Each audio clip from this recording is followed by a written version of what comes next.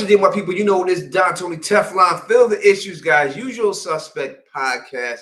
We will be joined by our other people that are supposed to be here in a little bit once they get here. Great areas, experiencing a little bit of plumbing problems, I guess I could say. Technical difficulties.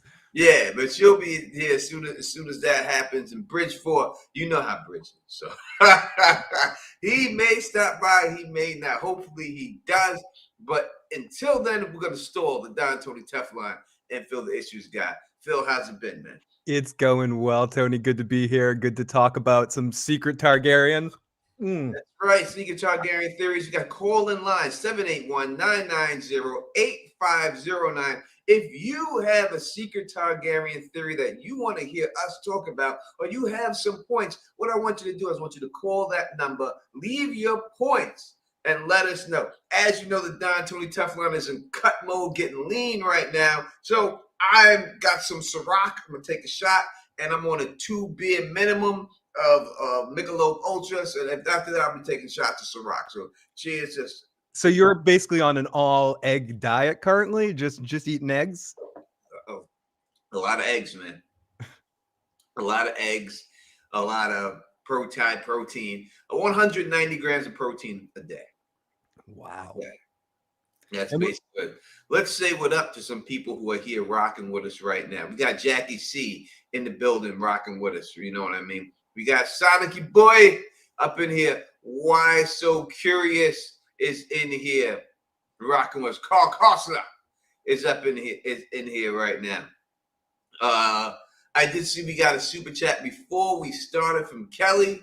Thank you so much for that. You know what I mean? We appreciate that. AZ's was that Soul Reva is up in here rocking with us right now and stuff like that. You know what I mean? I heard Miller Lite is only one more flavor. Only one more calorie. It's not the calories, baby. It's the carbs.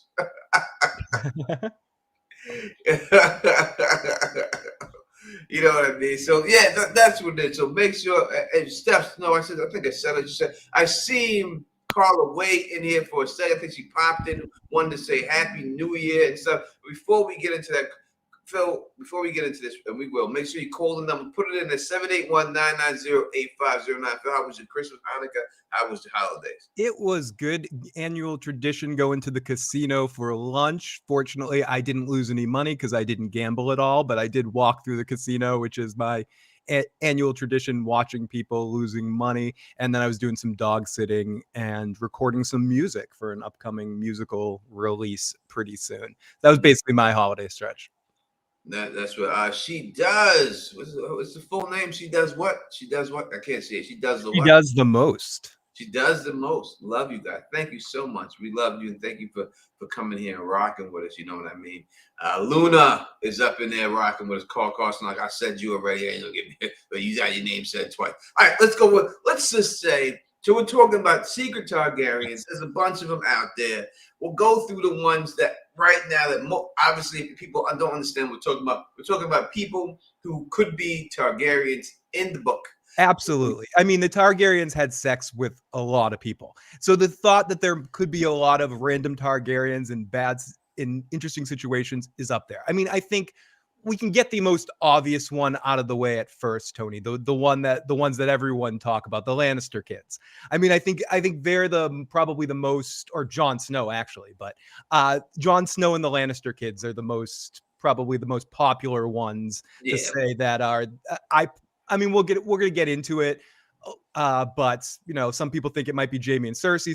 Some people think it might be Tyrion. I lean towards the Jaime and Cersei thing, but it's probably just because it's dramatically better. But that's probably the biggest one, right? Or the most commonly presented Targaryen theory.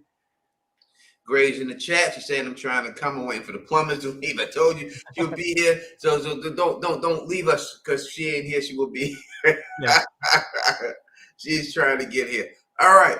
Let's go. Jon Snow. Obviously, he is a Targaryen.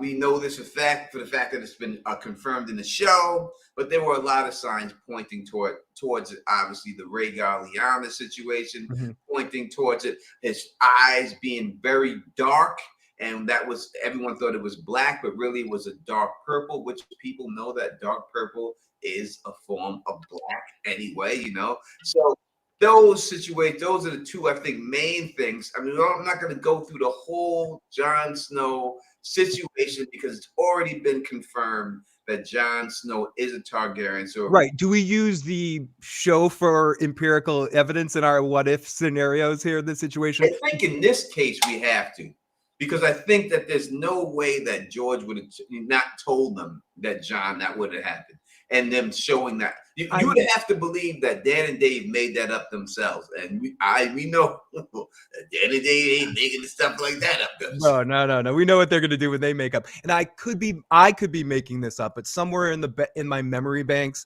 I seem to remember that George said when he finally decided to give them the series was when they guessed who Jon Snow's parentage really was. So yes. So therefore tab A into slot B, we're going to say that that's a guarantee.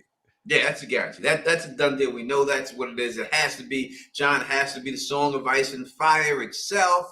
So that is why, without a shadow of a doubt, Jon is the #1 secret Targaryen, and it has been proven. So we really don't have to spend any time on Jon Snow. If someone wants to comment and say that the books are wrong, that the show is wrong, and you have something you want to put in there, please call the number and let us know. But if not, we're going to move on. We're going to move right to Tyrion Lannister, because Tyrion Lannister is someone that people wants to be a Targaryen. There's a lot of rumors that he is a Targaryen. It's plausible that he is a Targaryen when it's all said and done. It is definitely is. Let's go through some of the points of why he would be a Targaryen. Number one, he has different color eyes. You know, Targaryens have purple eyes, and people say because of Tyrion's different color eyes, he would be a Targaryen. And in book 5 with Dance with Dragons, it was when Lord Commander Sir Barristan Selmy was talking to Daenerys and giving stories about Aerys. And he said that during one of their talks, Dany asked Barristan if her father ever loved someone other than her mother, not loved.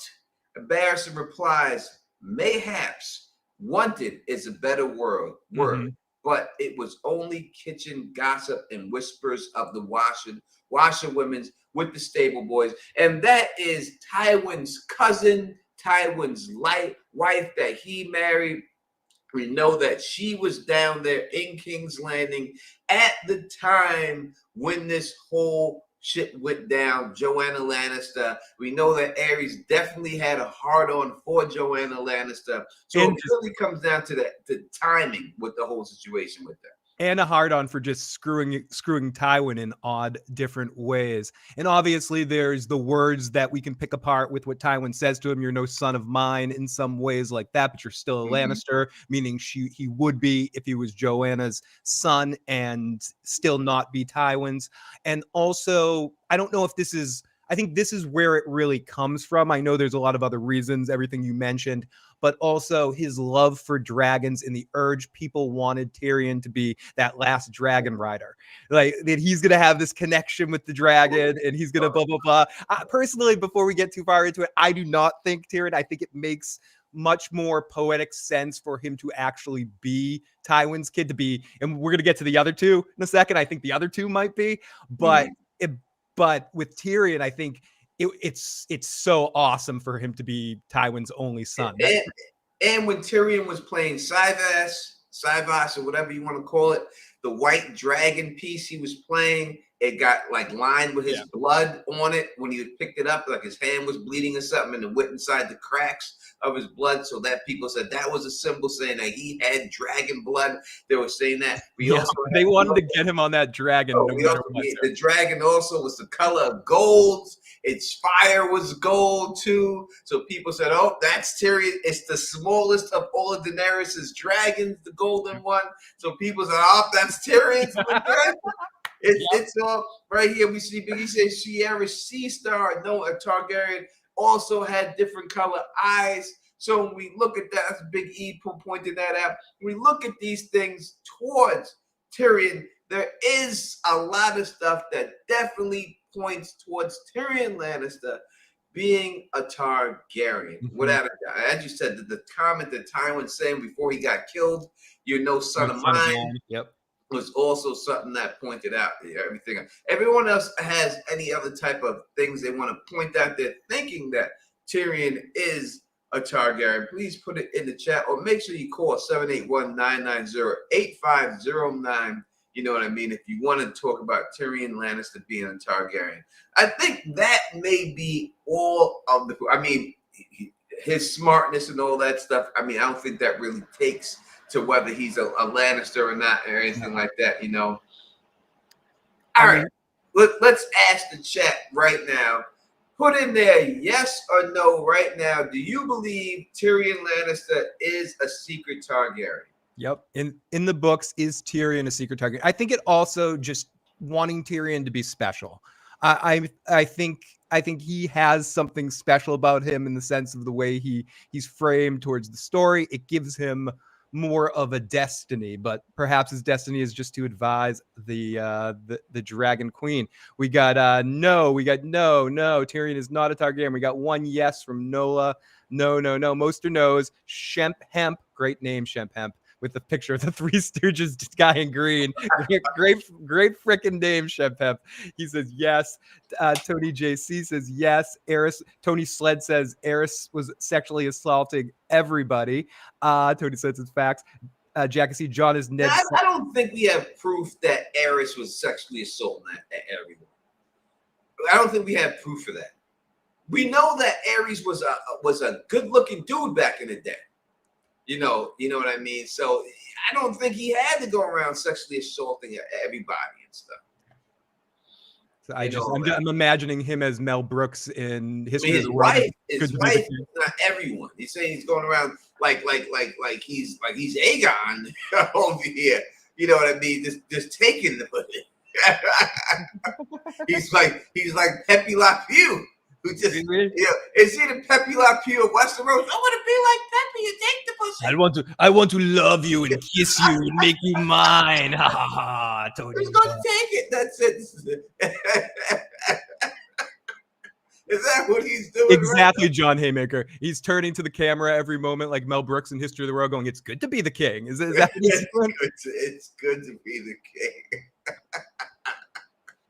It's good to be the king. You know, I mean, so I think we have a few people saying that he is, but the majority of people are saying that he's not. Yeah. That he's not. So I'm going to come to you, Phil. What do you say about Tyrion Lannister? Is he a Targaryen? Why do you believe either way? I mean, it's all about what I want with this one, because I do think they set it up where it is a possibility, as I believe as Jackie C was saying, the timing of it makes sense, where Joanna was in the position to where Eris had access to an assault situation or some kind of situation at the time that Tyrion was conceived. But I do think just poetically, it makes so much more sense, and the relationship between Tywin and Tyrion gets gutted to a certain extent if that's not really his son. I mean, if he isn't, it's some bizarro Ned Stark situation that he still raised him anyway, even though it wasn't his son. He raised him as his son in a really messed up situation. But I think it makes a lot more sense to the dynamic that was set up throughout the show and the book between Tyrion and Tywin that's his son. You know, I agree that, to me, for book purposes, if he was not Tywin's son, it does not work to me. Yeah. Because Tywin was a proud man. He believed the Lannisters were so beautiful. He couldn't fathom having someone look like Tyrion come out of his gene line, right? He couldn't fathom that. So it would give Tywin a way out. And I just don't believe Tywin deserves to get that way out. That, yes, this person who looked like this actually comes from your bloodline. This is actually your son. And when you hear the way he thinks and how calculating he is, that's 100% Tywin. I just think it would be bad storytelling if he wasn't Tywin's son. I would. For that reason, I have to say that I do not believe that Tyrion Lannister is a Targaryen. I've done videos on it. Tyrion is not the third head of the dragon. And it just doesn't make sense for it to be. The Lannisters are considered perfect. They're beautiful. They're this, they're that. And that's why Tywin can't stand it. You know what I mean? That he actually created this monstrosity. And again, Tyrion doesn't look like the Brad Pitt of dwarves, like the person who played him. You know what I mean in the books. Like the Dink? He's not looking like the Dink? No, if he came out looking like that, Tyrion would probably accept it. Like, yeah, that's my boy right there. I have a charming son. I have a very charming son. Yeah, probably, that's my boy right there. You know what I mean? He would have been happy to have him there. You know what I'm saying? He ain't look like that. This is a noseless guy who's going around. And, he's doing cartwheels in the book. Yeah, doing backflips and all this acrobatics. Cartwheels. Like, Tyrion was like, you're a fucking clown. What are you doing? Fucking backflips for motherfuckers. Now, Tony, just to offer the potential of the situation, if Tyrion was a Targaryen and Tywin knew, or I mean, not just suspected it, or even like strongly suspected that might be his son, would he have?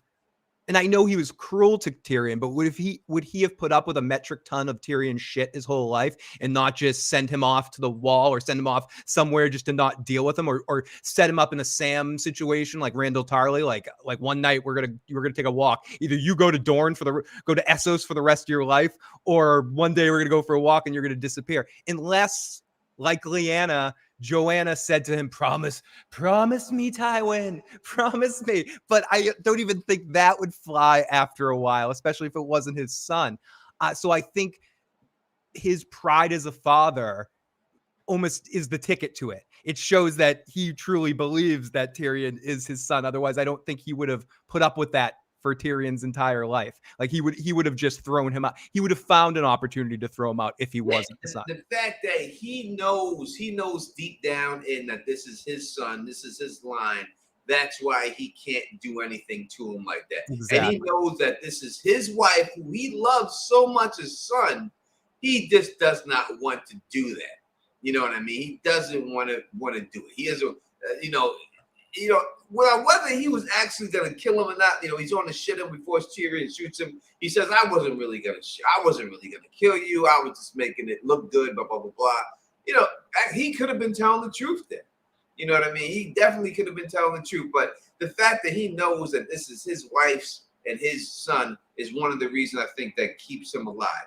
If anyone believes that this is Aerys' kid and you want to put it, now's the time to call that number, 781-990-8509, and put your thoughts on there before we move over to other people. If you really believe it, call the number and call in, and we will play it live right now and listen to exactly what you have to say and see if it does make. Maybe you can convince us.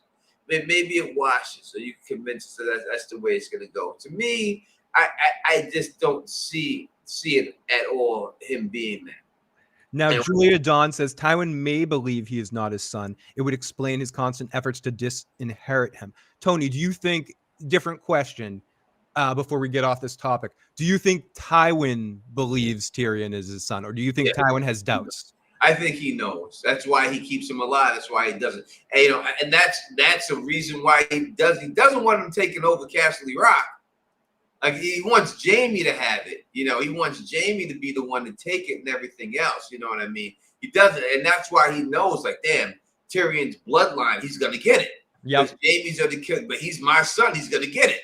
And I don't want this little motherfucker getting it because he's going to turn Castle Rock into a whorehouse. I mean, fucking everything in here. Speaking of Jaime for a second, before we go over to other people, that's another, I guess, feather in the cap, or the potential case of Aerys being Tyrion's father, that he wanted to screw Tywin completely out of his legacy and make Jaime the Kingsguard, and then impregnate his wife and have any other heir be his. I don't think that's the case, but I guess that would be if we're putting more logs onto that flame, it would be another FU to Tywin from Aerys. But still, I tend to agree with what we're saying here and what the consensus is, and Tyrion is not a Targaryen. I feel like we're Maury doing "You are not," and Tyrion Lannister, you are not a Targaryen. Oh, we do have our first voicemail of the night. Let's take a listen to it. Okay, here we go. Area code 250. Hey Phil, hey Tony, it's Tony Sled calling from Victoria, Canada. Yeah, the only reason why I think Aerys could be the father of Tyrion is because people really downplay how depraved Aerys is, and I think that it's like uncomfortable for a lot of people to understand he did whatever he wanted whenever he wanted, and he had the most awful people around him to hide it. And that Jamie chapter, where he like talks about Aerys and his wife, and wanting to protect Aerys' wife is kind of revealing in that. Thanks. Bye. Great call, Tony. Thank you so much for calling on in, Tony. What do you think about that? Is Tyrion's depravity, in a sense, maybe another comparison point? If you were talking about Tyrion's strategic mind being a 1-for-1 for Tywin, could we say that that Tyrion's that maybe that could be something for Aerys? Was Aerys like Caligula? Was he a fucked up dude? I personally haven't heard much of his reign other than wanting to burn people in the usual Targaryen, trying to hatch dragons, and obsession with wildfire kind of stuff. So I don't know. I'm not, that Jamie chapter isn't as fresh in my mind. Was he a little bit of a someone that would do something like that? No, I just don't see it. I mean, again, are we looking at the Mad King? Tony Sled says that's not what he said. I'm sorry. Did I missed? We'll have to replay that. But when we look at the situation with the king and him and his wife, that seems to be a one-off. We don't have any proof that this guy was doing that to many other people. At this point, when he was doing it to his wife, he was mad. He was going crazy. He had fingernails that were as long as fucking he had fingernails that was as long as who is the porn star I'm looking for here, Phil? With the long fingernails and stuff like that. No, I'm saying the porn star with the big dick, Ron Jeremy's dick. Oh, Ron Jeremy's dick. All right. So when you have fingernails that long and everything else, ain't no one trying to fuck with you. You know what I mean? He had no choice in the situation. Okay, I feel bad, Tony. Let's play the message again so I don't horribly misinterpret. All right, let's play it one more time. What Tony Sled was trying to say. Hey Phil, hey Tony, it's Tony Sled calling from Victoria, Canada. I blame the alcohol, Tony. I'm sorry. It's all right. I'm gonna give it another shot. The only reason why I think Aerys could be the father of Tyrion is because people really downplay how depraved Aerys is, and I think that it's like uncomfortable for a lot of people to understand he did whatever he wanted whenever he wanted, and he had the most awful people around him to hide it. And that Jamie chapter, where he like talks about Aerys and his wife, and wanting to protect Aerys' wife is kind of revealing in that. Thanks. Bye. I mean, the revealing part in that chapter of him saying that he wanted to protect it doesn't make me think. Now, would he have had, so saying that he did that to his wife, I think what he's trying to say is that he would have raped Joanna. Right. This was in his pocket. That again, he had sort of a Caligula-like reign where he was doing whatever he wants. I don't see it. I don't think it was a Caligula situation with him. That's the whole thing. Like, I don't see the Caligula in it when I see it. I just don't see it. So maybe that's the case, but to me, I don't see it being like that. But I understand exactly what he's saying. I understand why he's saying he could do it to anyone. He could, but we just don't have enough proof that he would have done it at that time. So to me, I'm going to say no. I don't think that he is Tyrion's father. Story-wise, to me, it doesn't work. It makes Tywin right the whole time, and you can't have Tywin right like that. I think Tywin always knows that it's his son, and that's why he always tries to disinherit him, because he does not want him to do it. Tony Sled's making his case like it was look what he did to set up the Starks for Rhaegar taking Lyanna, like it was a culture he set up to punish Tywin. It totally works. Tywin listen, right. I'm not saying that if you want to talk about punishing Tywin, then I think we have to go to the next people, and that would be Jaime and Cersei. We're going to do them both, because if if it's gonna be a Lannister, it's gonna be that. Interesting choice of words. We're gonna do them both. The fucking Lannisters that if we're not gonna do them, they'll do each other. Here we go. We're gonna talk about when I stop and think about all the things in my life and think about Jaime and Cersei and their wonderful incest. Fernandez teases prima nocta. It's good to be the king. And so to convert that into it, what do you think about the Jaime and Cersei situation? Jackie C was saying that the timing wouldn't work out, but I don't know about that. You would probably understand that better than I mean, I would. she was down there at that time. There's no doubt about it that it's same thing as the Tyrion. She was down there at that time. Jackie C is saying Jaime and Cersei can this was Tony and Jackie C can have this one out. Yeah, Jaime and Cersei I believe that she was down there at that time. So I think that she was a cupbearer back then for his wife back then. So I think it does make sense that she was down there. And we look at the signs that point to the whole situation of him, and anything. If we deal with right in the beginning with Cersei Lannister, I think that one of the strongest points of Cersei becoming a Targaryen is the fact that Cersei, it could be going mad. And we could see that in the Feast for Crows. It suggests that Cersei at one point could be going mad. Cersei develops a fondness at this time for wildfire, which Aerys famously used to burn King's Landing and burn the Starks and all his foes. That became his weapon of choice because they did not have dragons. So Aerys loved wildfire. We do see Cersei to do the same thing, fall in love with wildfire. And Cersei does have thoughts. At one time, she said all the king's hands that she had known throughout the years: Owen Merriweather, John Connington, Carlton Justin, John Arryn, Eddard Stark, and her brother Tyrion, and also her father, Lord Tywin Lannister. Most of all, she had a dream and seen them all burning. She told herself, savoring the thought that they were all burning, dead and burning. And with those situations and how she had this fondness for fire and the fact that she's going mad, it seems like it's pointing towards her becoming the Mad Queen. These are the reasons why a lot of people think that it's possible that Cersei Lannister, and it's going to be Cersei, it's got to be Jaime too. Oh, you ruined my joke. When you turned to me, I was going to say, I think Cersei is, but not Jaime. Somehow, because I think I agree with everything that you're saying, but I think Jaime doesn't track quite as well. And someone can tell me I'm wrong, and the defenders of this theory, but I think Cersei, it does make sense with. I'm not sure how much it makes sense with Jaime's personality, but we can definitely get into that one. Even after when she said all this stuff about the King's Landing and all this burning, Jaime comes to her and tells her that she sounds like the Mad King Aerys at that time.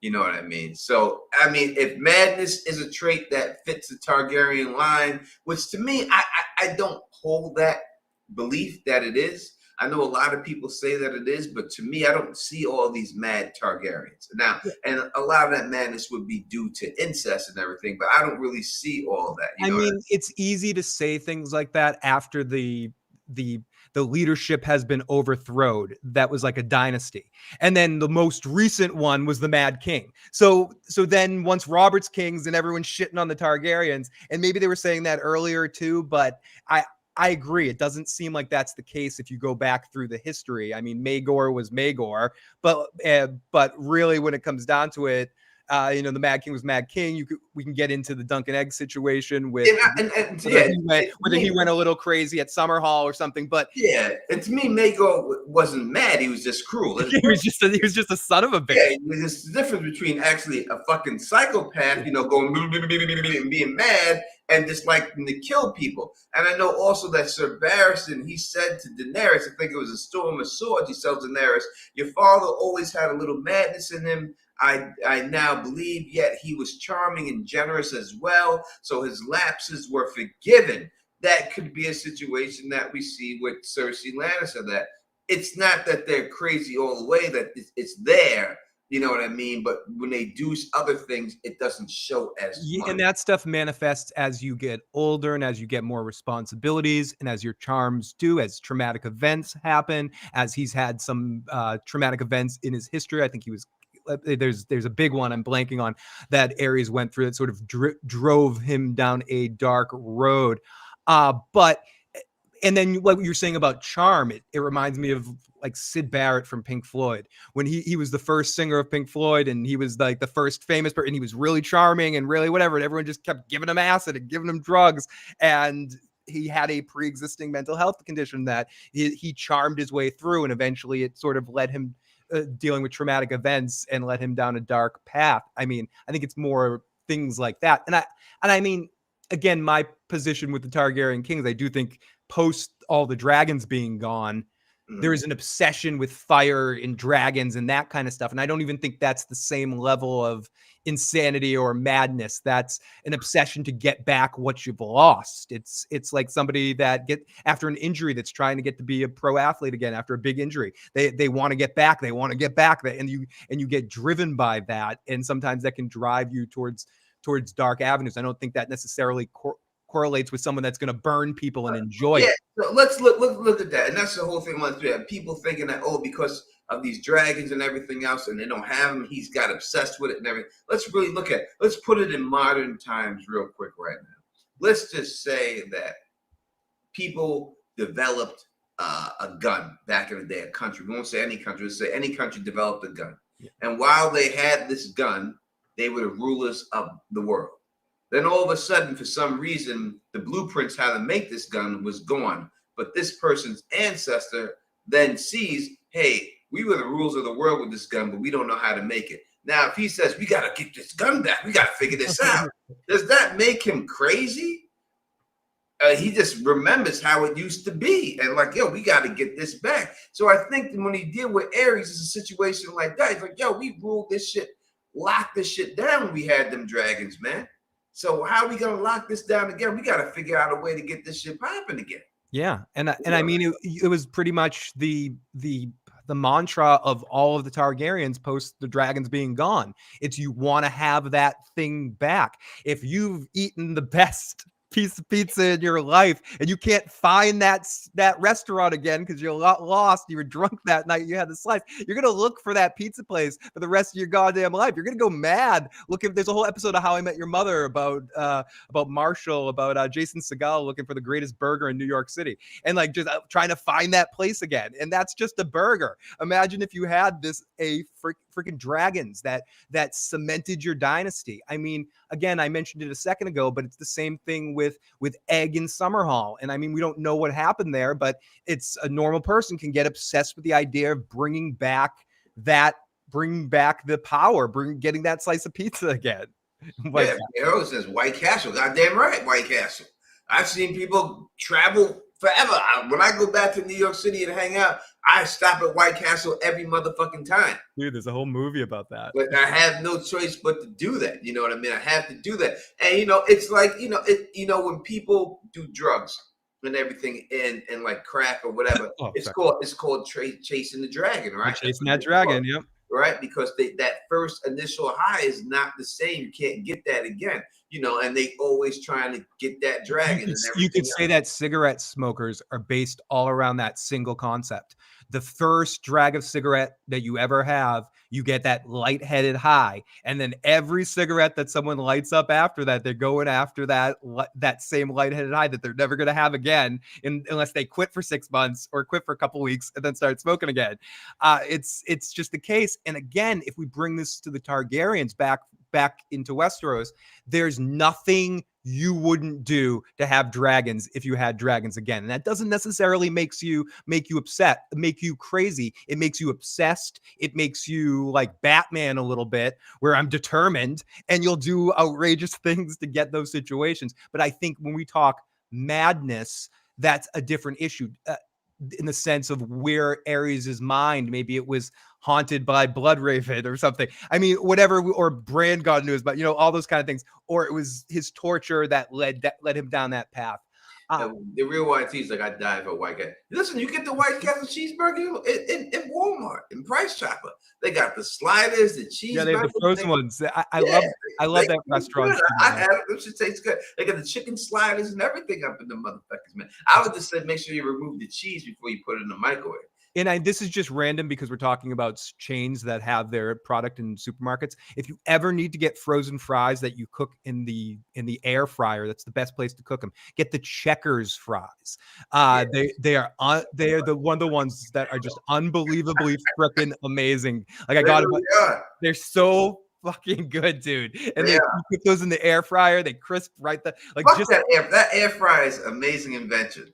The air fryer is like the next microwave. Like that's the one that, like the microwave, the air fryer. Like you have to have an air fryer in your house. If I lost my air fryer now, I'd be like Eris trying to get the fire back. I'd be trying to turn my microwave into it. And I know convection ovens have existed forever before someone says that. But still, air fryers are just awesome. And they make frozen food in oven quality in microwave time. So if you haven't got an air fryer, and we're not sponsored by air fryers, we will take free.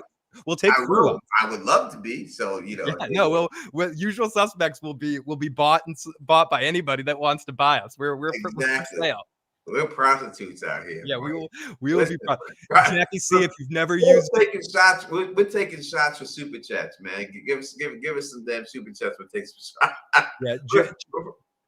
Jackie, try. No, I was just gonna say, Jackie, try it. It's especially if you at all like reheating stuff. If you haven't tried an air fryer, what you do it, that's it for you.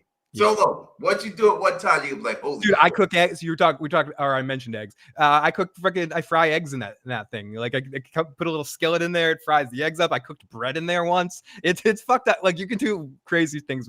Okay, and again, but the point is, that convenience, that thing is similar to the Targaryens having dragons, where they can just burn anyone down that they want at any point in time and cook them up nice and easy. And then you lose that. You go back to waiting for the oven to heat up and having to cook up that wildfire and stuff. You could be obsessed by that kind of thing. And I think a lot of the Targaryen madness, besides Aerys, Maegor is a different issue altogether too, and some other ones that people can probably point out that I'm just not thinking of. That wasn't really a thing. Even when we're watching House of the Dragon, there's been no signs of Targaryen madness in any of our characters that we've seen so far. Even if you want to say some of them are doing fucked up stuff, there's not. I wouldn't call Daemon mad. I mean, someone's gonna say Phil, he killed his wife, but he's Daemon. He does it in a charming way. Yeah, listen. Kelly Johnson, thank you for the super chat. He says the homie T shook to see them Andrew Tate. I'll fuck Andrew Tate up. Let me be honest with you. I'll be honest. You know what I mean? He's an Andrew Tate, MMA fighter, whatever. I'll fuck Andrew Tate up, man. I'll be honest with you. If I see him in the boxing ring, I mean, MMA ring, I couldn't. I'm not an MMA fighter. If I see him on the street, I fight him on the street rather than MMA. But I'd knock Andrew Tate out. It wouldn't be a close fight. It would be very fast, to a guarantee with that. But thank you for the super chat. Someone please send him this clip so we can make this happen. He wouldn't fight me. He wouldn't give me that exposure because he knows what would happen if I got the exposure. That's why I'm trying to make it happen. I'm not a good hype man, but I'm trying. If I caught him once in the jaw, I'd knock him out. That dude can't do it. Oh, Carl, yeah, air fryer sounds like a cool name for a dragon. That's awesome. If I get a dragon, I'll name him Air Fryer. And everything. I was like, Andrew Tate's a kickboxer. I don't give a fuck. He gonna kick me in the boxing ring. We ain't talking about it. We're talking straight boxing. All right, now Jaime Lannister does not have a lot of the same traits as Cersei. When you look at his looks and you look at everything else, we don't see that there's a lot of Targaryens that look at him. But there are some few hints that Jaime Lannister is a Targaryen. Sorry, Tony. I gotta get in the chat. Air fryer rebellion. Yeah, that's another good one. And someone said Tony's gonna hit him with the air fryer. I will. I'll smack him with the air fryer. Now, while talking to his aunt Jenna, Jaime is confused as why she doesn't think he can be a leader of House Targaryen. This is what happens. Jaime, and this is what she says, Jaime, sweetly, I have known you since you were a babe at Joanna's breast. Your smile is like Jerome. You fight like Tig. And while there's some Kevin in you, else you would not wear that cloak. But Tyrion is Tywin's son, not you. I said once to your father's face that he would not, and he would not. I said so once to your father's face, and he would not speak to me for a half year. Men are such thundering great fools, even the sort who comes along once in 1,000 years. Now you can take this quote and you can say that she said right to his father's face that Tyrion, it's not your son. Yep. Tyrion is your son. Right? You could put that in there and look like that. And could we use that as a situation of saying that is the way she's saying it is that this is maybe, or you could interpret it in the sense that saying that Tyrion's more like you, that Jamie doesn't have your scheming, your personality. Jamie's more like Kevin or something, like that. No, he's not, but yeah, like more like Kevin. More, that's what I would take. He's more like Kevin. He's more like, it's duty, like he's more dutiful and he's not your son, isn't act like. But in this quote, it also proves more that Tyrion is his son. It's pretty obvious Tyrion's your son. Tyrion is like you. It's more that than the other thing. It's more proves that Tyrion's his son than saying that Jaime and Cersei aren't. Just because if we're going the what if scenario that Tywin knows that Tyrion's his son, and he's just like, no, I'm nothing's like this, because he looks at him as a like a horrible disaster of a situation. So it's hard for him to see that out of his 3 kids, Tyrion is the most like him. Yeah, super chat from Kelly Johnson T, who's the baddest Targaryen chick beauty wise. It's Sierra Seastar from the books that she was the baddest one of them all. I mean, I don't think that you could even debate that from what we've seen and everything I heard and everything and read in the books. She's the baddest chick, Besides her and Ashura Dane, it's a toss-up who's the baddest chick who ever lived in Westeros, but it's between them. The air fryer pretender. John Haymaker's killing it with these air fryers. So who does Jaime's aunt think Jaime's true father is? Does she think it's Tywin's brother? No, I mean, I think in that impression, it would be that she's implying that or anybody could be that. I think it's more again about Tyrion being his son more than Jaime not, because I mean, I guess other than battle tactics, that's the only thing that Jaime has in common with Tywin, and that could easily be a learned skill. And I'm not talking about tactics like pre-planning, like playing a game of chess. I mean the proper way of like moving your troops around and manipulating that. Like Kevin and Tywin could totally teach Jaime that, but I think Tyrion has the intelligence that Tywin has. He's the only one of the 3 that doesn't have a blocker of some kind. Like Cersei's not an idiot, but she's crazy, and she's not as the big line is true about her. She's not as intelligent as she thinks she is. I don't think Jaime's stupid at all, but he's not Tyrion level smart. And Tyrion is very much a 1-for-1 on an intellectual level with Tywin. So I mean, you could say Tywin's older and has had a fight for himself a little bit harder to get where he was because of his father screwing up the family and having to sort of take things over. But where Tyrion was more allowed to whore around, and that adds to his frustration with him being his son. But again, I think all of that's more about Tyrion and Tywin rather than Jaime being not his son. Yeah, Janet J, hello. Thank you for stopping by. I haven't seen you before. Hopefully you subscribe to the channel. We'll put this shot down for Janet J. Toast. Happy New Year. Happy New Year. Ooh. That's a rock going down there. Ooh. Got that. Sirach. Sirach. That's how you Skull. Skull. Yeah.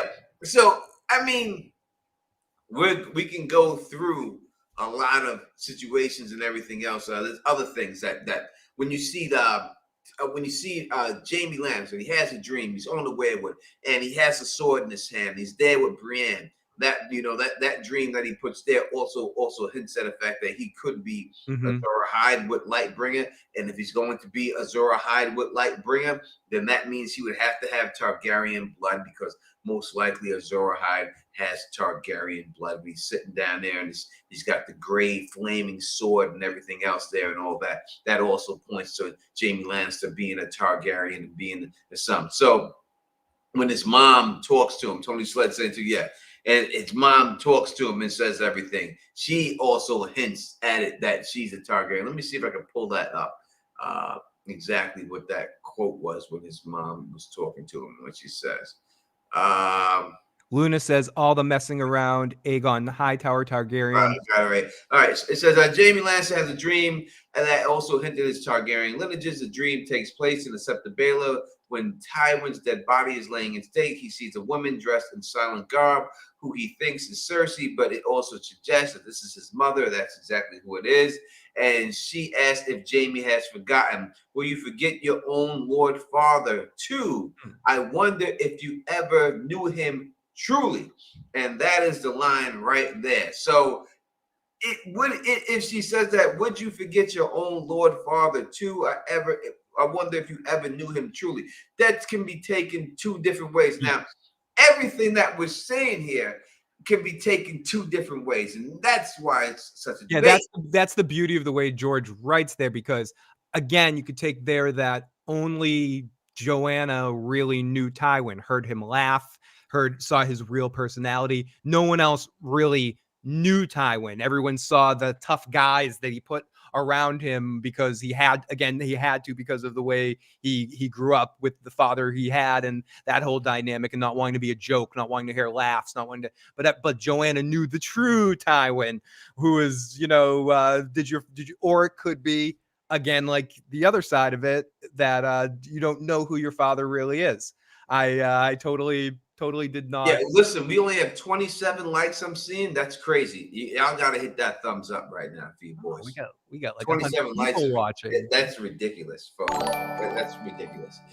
Kelly Johnson, thank you. Get them up. Yeah, we will talk about that a little bit later. We're not gonna. We'll definitely. I forgot about him. Yeah, we'll definitely get into that one. But listen, you gotta hit that like, man, and you gotta subscribe to the channel. But you definitely gotta hit that like, man. You gotta do that 24. That's disrespectful, man. In all honesty, it's really disrespectful, and everything else, man. Subscribe to the channel, become a member if you can, all that stuff. What up to Why So Curious up in the building, saying what up to everybody and everything else like that. All right, so in the end, we have put out stuff that will make you think that it's quite possible that Jaime Lannister, again, what she's saying when you hear that, could it suggest that I wonder if you ever knew him truly? Could that mean that he didn't know him at all? Which would also mean that if Jaime was the son of Mad King Aerys, you would have Jaime killing his father and Tyrion killing his father. Yeah, I mean that's the cool part, right? And I'm in on the cool part, but that's the fun part. So murder's fun in Game of Thrones. Yeah, or you could reverse it either if it was the opposite way, and then you would have Jaime killing Tyrion's father and Tyrion killing Jaime's father. Mm-hmm. So it works both ways. So if anyone wants to make a case for Jaime and Cersei, you know where to do it. Call in 781-990. Now's the time to make your case before the time to make a case. I'm going to ask the chat right now. Is Cersei Lannister and Jaime Lannister the king, the Mad King son of they secret Targaryens? Put yes if you think it is. Put no if you think they're not. Jump aboard the train. Jump aboard the crazy train. Are you on Secret Targaryen? Jump aboard the crazy train. Phil, I thought that was music you're playing, but you were making that with your mouth. No, yeah, I was actually I was using physical props, not computer simulation. That makes it a little better. You know, if I'm just choosing to do a train effect there, it's like, why are you doing that? But I just happened to look and I saw it was right there.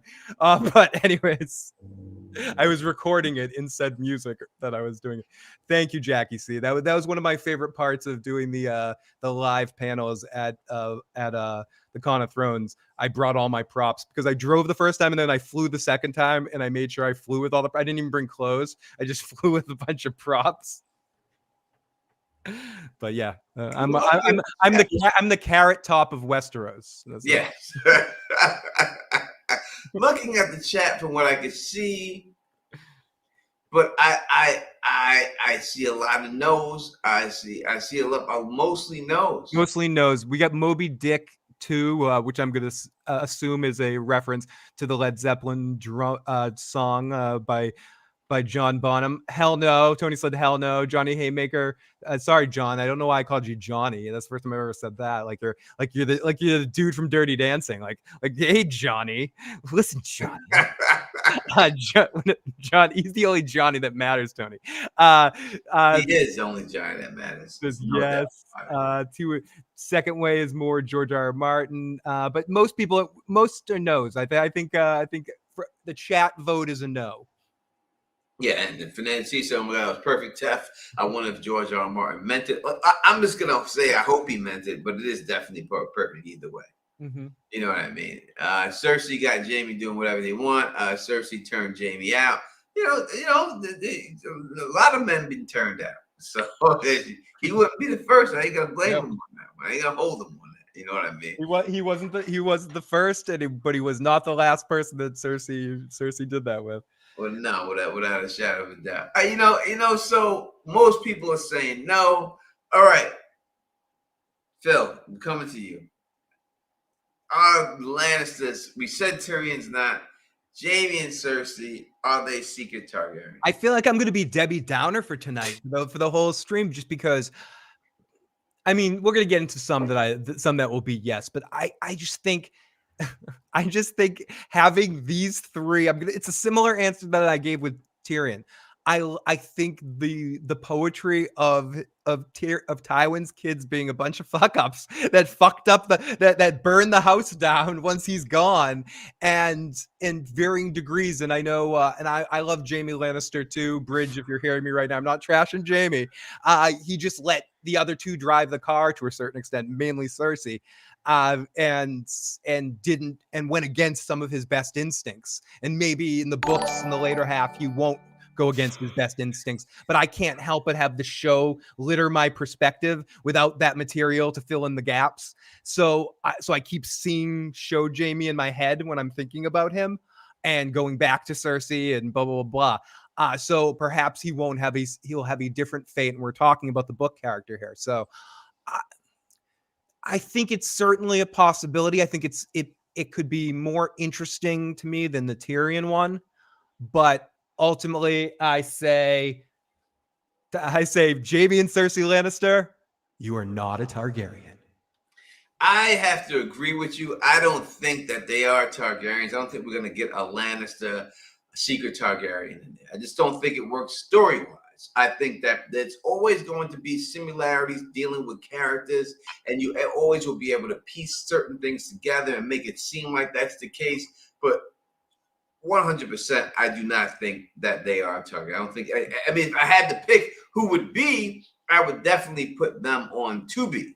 You know what I mean? But I don't think. I see Sonic Boy putting up there the House Teflon and the Phil emojis. If you want to have those type of emojis like House Teflon, Don Tony Teflon, Phil the Issues Guy, Bridge 4, Gray Area, the whole Dire Wolf City. If you want emojis like that, what you got to do is you got to become a member of the channel, and you'll get access to all that. Also, if you're a member of the channel, and you could go, we will be sending out right now. The new thing we're doing is we're going to have all of our live streams done in audio form for channel members and Patreon. So I'll be putting up all of this audio, so you can go in your car, download the MP3, and just listen to us and not have to worry. So we'll be putting that out there too. So now, sure Tony, I want to hit up Swagger Dagger's comment here. There's hints in Tyrion's early chapters in the book 1.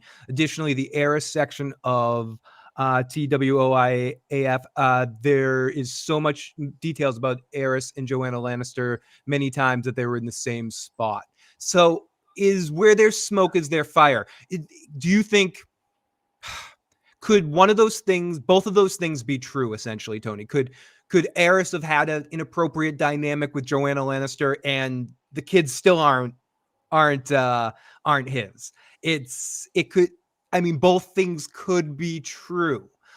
Just because he had that kind of dynamic with her doesn't necessarily mean he impregnated her, if that makes sense. Yeah, and also you would have to look at it's the same thing with Ned Stark and Ashura Dane. Were they in the close proximity at one point? Yes. Yeah, did they maybe hook up? Maybe. Yeah, but that doesn't mean they got a kid together or anything Exactly. else. You know, so I think it's a situation like that. Yeah, they were around each other. Tony, I don't want to be crude, but we've seen Ned pull out ice. He has a great pull-out game, you know? Yeah, exactly. His pull-out game is tremendous. Yeah, you see that sword? You see that? I'm kidding. I'm totally kidding.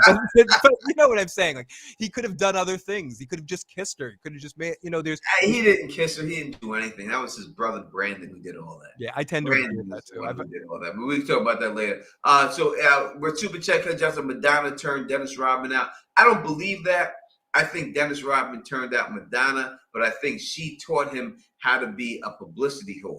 She taught him how to get views. Like, I think it was her idea for him to dress up in a wedding dress when he came out with his book.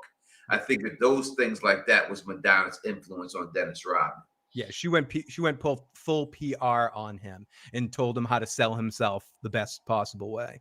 And all that. So I'm basically saying that I don't believe that any of these Lannister people 100% are. It's so much better if all Tywin's kids are really his kids, and they're a colossal disappointment to him because of that. Just makes more sense. It's the Godfather thing. I mean, at least the Dawn had Michael, but you could say Michael had a cruelness about him that the Dawn didn't have, and Michael could never quite get the love of the people that Vito had. Sonny was a hothead and it was missing pieces. Fredo was a fucking moron. I mean, and they were all his kids, and I mean, his empire kept going, but it also was never quite the same. And ultimately, if we look at Tywin as his Dawn of his family, his kids are going to be a colossal disappointment to him and are going to run his family one way or another into the ground. Jaime becoming a Kingsguard, totally abandoning his seat at Casterly Rock for honor, and for Aerys screwing him right there. And then, of course, Tyrion being Tyrion. And I mean, and Cersei being, I don't know, would he have embraced Cersei's personality if she wasn't a girl? But no, because I think I agree with what he says. Tywin says, I don't not trust you. I don't not listen to you because you're a woman. I don't trust you because you're not as smart as you think you are, and you make poor decisions and poor choices. So I think in a way he has contempt for all of his children. Jaime probably least so. I think he at least finds pride in the fact that Jaime's a good warrior and can win battles. And he's beautiful. And he's the most beautiful man in all the. That is why he's a great warrior, and he's beautiful. Everything that he wishes that he was. I heard in the early draft of a Game of Thrones concerning Tyrion's mismatched eyes.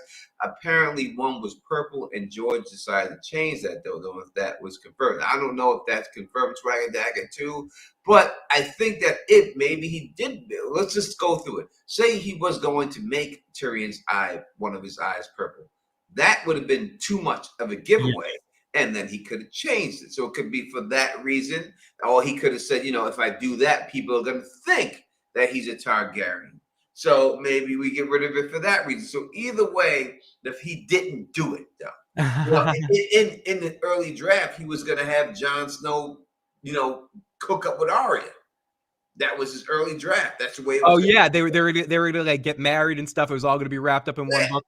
And I have to say, I'm sorry, Jana. Why'd I have to bring that up? I'll never be over what they did to Sonny. I mean, like Sonny did that to himself. I don't want to get this into a Godfather cheat, but he got played. Yes. Bazzini couldn't have. Bazzini outplayed Satino. The Tatelli was a pimp, and they did play him with that little fake with his sister. But in a sense, too, Sonny should have waited for his car. He fell right into it. His temper caused his demise as much as friggin' Bazzini did. So. Yeah, I agree 100% with that. Like, all right, Sonny was a hothead, Tony. We have no calls, so people don't want to call up for that. No one wants to defend. No one wants to defend Jamie and Cersei. All right, 781-990-8509. We're going on to Mance Rayder. Okay. Mance Rayder is. I want to hear this one. I'm not familiar with this Mance Rayder. Let's hear the Mance Rayder. All right, so I think the number one thing that people are going to say is that there's the story of Bael the Bard, right? Bael the Bard, who came down there and to Winterfell. He did that. You know, he took the name Abel, which is backwards, basically same letters as Bael, and musician. They're saying he's a musician. They're going to say that. Oh, okay. I think I've heard this one. They're going to say that. Oh, you know, Rhaegar's a musician, so Mance Rayder's a musician. So only Targaryens in Westeros are musicians. Yeah, he's a musician. And then they're going to say that when he had his black cloak, he had a red in it, and he wanted to keep the red, and the Night's Watch said, no, you can't keep the red, and he sewed it up with red, and because he wanted to have that red in it, that is a symbol that he is a Targaryen, because he had that red inside of his cloak, and he did not want to remove the red that was in his cloak. And that is one of the reasons why he left the Night's Watch to begin with, because of the situation. So, you know, these are the reasons why people want to say that Mance Rayder is a Targaryen. Luna says, serious tinfoil, we are reaching. Mance is not a Targaryen. Someone says a Stark, if anything, not a Targaryen. I mean, truth be told, as we were saying, there were a lot of Targaryens out there during that age having sex with a lot of people. There's definitely a possibility, but we do have a voicemail, Tony. So fortunately, I can shut my mouth here. This is area code 868. What's going on? Listen, I see a change degree thing. That is very interesting. You know, it's a better one, so I'm glad to hear. Just Karen, let me just say that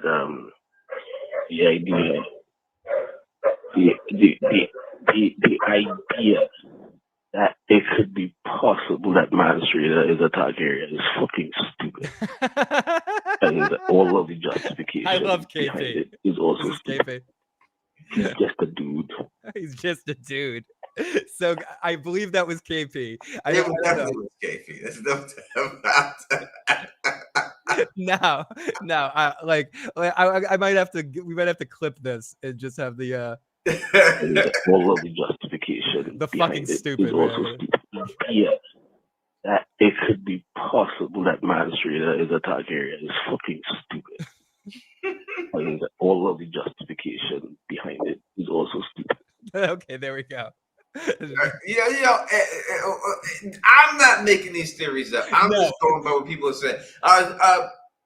The first song that John hears Mance sing is The Dornish Men's Wife, which could be a reference to the fact that Rhaegar or Mance used to be married to Ilya Martell of Dorne. When Mance sings the song later on, he changes the lyric from tasted the Dornish man's life to tasted a Northman's daughter, which could be a reference to Rhaegar getting Lyanna. Dude, he's a regular Westerosian Weird Al there, making up lyrics, changing songs. I didn't know that. That's pretty funny. Yeah. House Sanchez in the live chat, or just means the Dornish women are notoriously mint, as their Mance was born on the wall. And so yeah, I mean, Mance is an interesting one. And as Tony was saying, we're not saying we believe in these theories. We're giving our thoughts at the end. Tony's going to put out these theories for you, as ridiculous as some may be, or as possible as some may be. But we'll share our thoughts about them towards at the end of each section. But basically what we want to say is we'll bring any tinfoil here. Right now, we're going to examine any we can get a hold of. But basically, if you have a theory that we haven't heard, please put it out there so we can listen to it, and we'll try to research it. Exactly. I have another one to ask Tony. The next one is one I'm curious about because I've heard it a couple of times, and I'm not sure the origin of it. So we'll see about that. But for this one, Mance. Let's start getting into it. People in the live chat, I think we're gonna get a bunch of thumbs down, Tony. But thumbs up, thumbs down, yes or no? Mance Rayder a Targaryen? Swagger Dagger says I'm currently putting on my full tinfoil bodysuit. Wrap yourself in it, like you wrap yourself in tinfoil, just like Jamie Foxx did and Saran wrap in Booty Call. No, Mance is one of the children of the forest. No. So far this might be our first unanimous decision here, Tony. We're looking to the judges' cards. Looking to the judges' cards. Even Shemp Hemp has a thumbs down. Yeah, Shemp Hemp says no. I think that's Shemp Hemp's a positive guy. You know, I mean, he's smoking the weed. He's hemp. He's Shemp. I mean, the only guy happier than Shemp is Curly Joe. Wait, we got one thumbs up from Quentin. Oh, Quentin Gilliam. But is Quentin believe it, or is Quentin just fucking around? Right? Is he just wanting to be the one to send? Is he one of the people who said, "Hey, should this person get into the Hall of Fame and instead of getting the person that gave Jerry Rice one no vote or something like that? Yeah, like he wasn't tall enough. He didn't make enough big plays. He had Joe Montana and Steve Young throwing him the ball. It doesn't matter. Jerry Rice was overrated. Quentin just says it's plausible. He's just doing this. We're playing like the 12 Angry Men juror rules. Tony and I are playing by our what if rules tonight, essentially. So we're voting this. We're trying to find facts. Quentin is saying it's possible. It's possible. You have to give me more than what we have that says possible. All right. So what everyone has said no. Yeah, but pretty except for what are you saying on this one? I say no. I think it makes more sense to Mance's personality and everything that he's been through, unless he has no conceptual understanding of it himself, which certainly is possible. But I think his identity is the North. I think someone said it in the chat. I don't know if there is a theory behind it, but I think a theory of him being from a Stark would make more sense to me, or somewhere from a man of the North in some way. But so I would say no on this one. I would say no. Jackie C saying something. Craster is Maester Aemon's son. No, I came up with the theory, and you could go back and look that Craster is the son of Bloodraven. I made that theory up. You go check out that video. In fact, I think that video was actually not quickly to jump off it. So by that definition, you think Craster is a secret Targaryen? Yes, Craster is a secret Targaryen. Without a shadow of a doubt, Craster is a secret Targaryen. You can go take a look at my video that I made for that. In fact, it should be in the link in the description of all the videos that I put, because it's one of my favorite videos that I ever made. I had Don Willie in that video with me. He did a part. I had Donna Krakenwit in the video with me, and I go through it exactly why Bloodraven is the father of Craster, making Craster a secret Targaryen, 100%. Definitely Targaryen. Definitely make sure you check that out and check out that video for Tony's breakdown of that. We have another voicemail from 868. Again, I believe this is from KP. Oh, yeah. If there's one secret Targaryen theory that I cannot fucking stand. So KP isn't feeling secret Targaryens. I love KP. Craster has the dragon blood. Okay, so getting into another person, I want to ask you the question because I've heard this one a few times, and I don't know if there's any credibility towards it, Tony, but is Varys a secret Targaryen? So what would be the reason why people would think Varys is a secret? I think number one would be they would be saying that he's shaving his head bald. Yep. We've seen Egg do this in order for people not to see his locks, to know who he was. So I think that would be the number one reason why people think that Varys is a secret Targaryen. Or if you want to say Blackfyre and not Targaryen.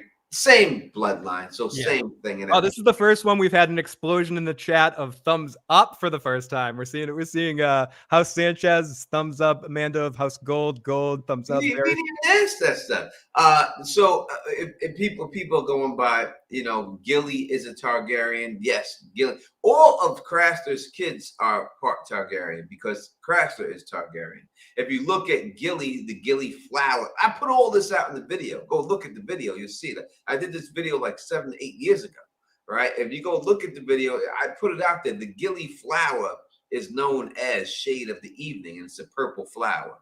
Right, and it's also called the queen of the night, the mother of the evening, which is why I believe that Gilly's son is the true Night King and will be the Night King in the end. But I'm not going to go into that. Go watch the video. Yeah, definitely make sure you watch that video.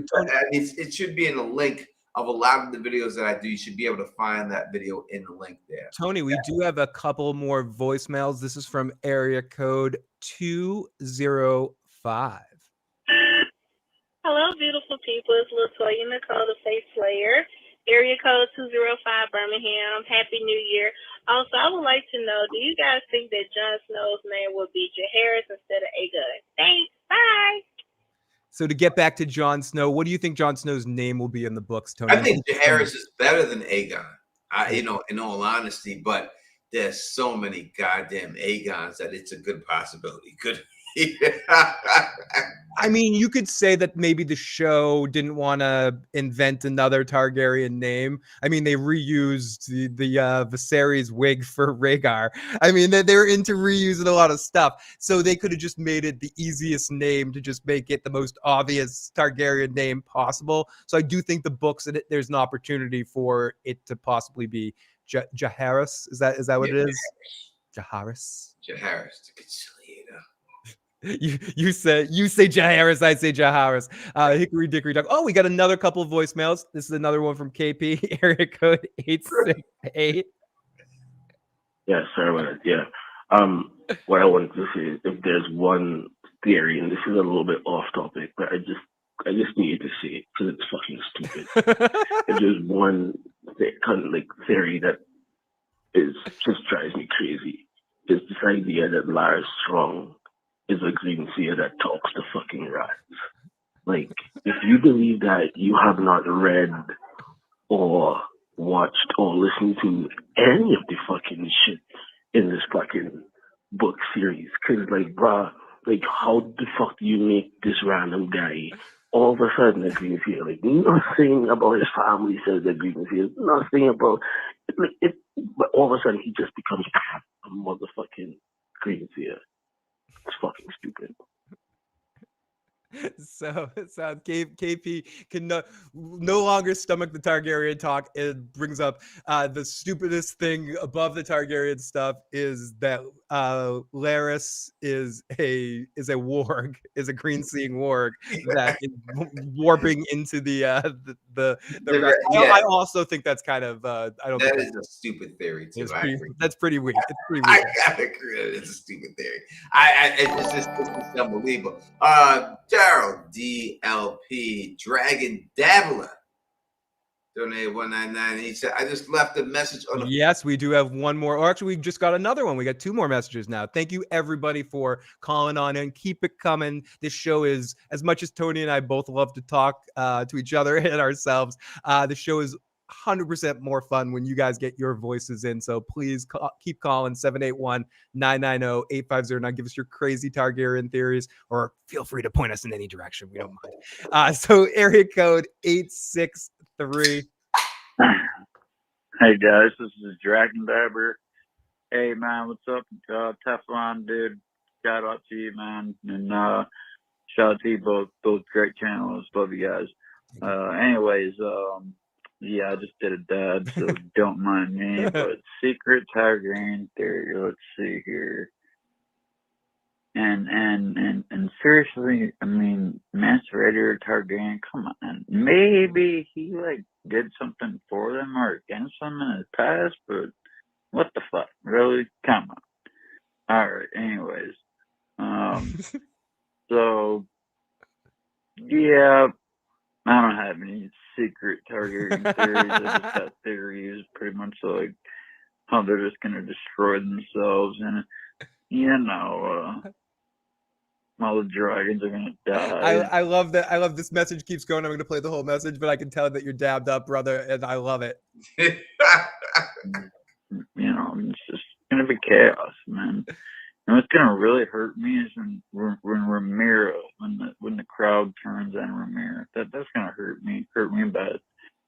Okay, we're getting into a few House of the Dragon spoiler situations. No spoilers, man. We can't do that right now. But appreciate the super chat. Appreciate the call in for that. Yeah, he says his name is Daryl. Thank you so much, Daryl, for the call in. Very much appreciated.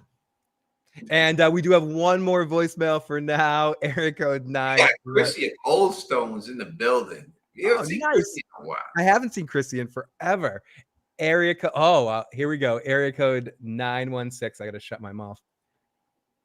Hello, this is the voice at 916, toasting with my Southern comfort.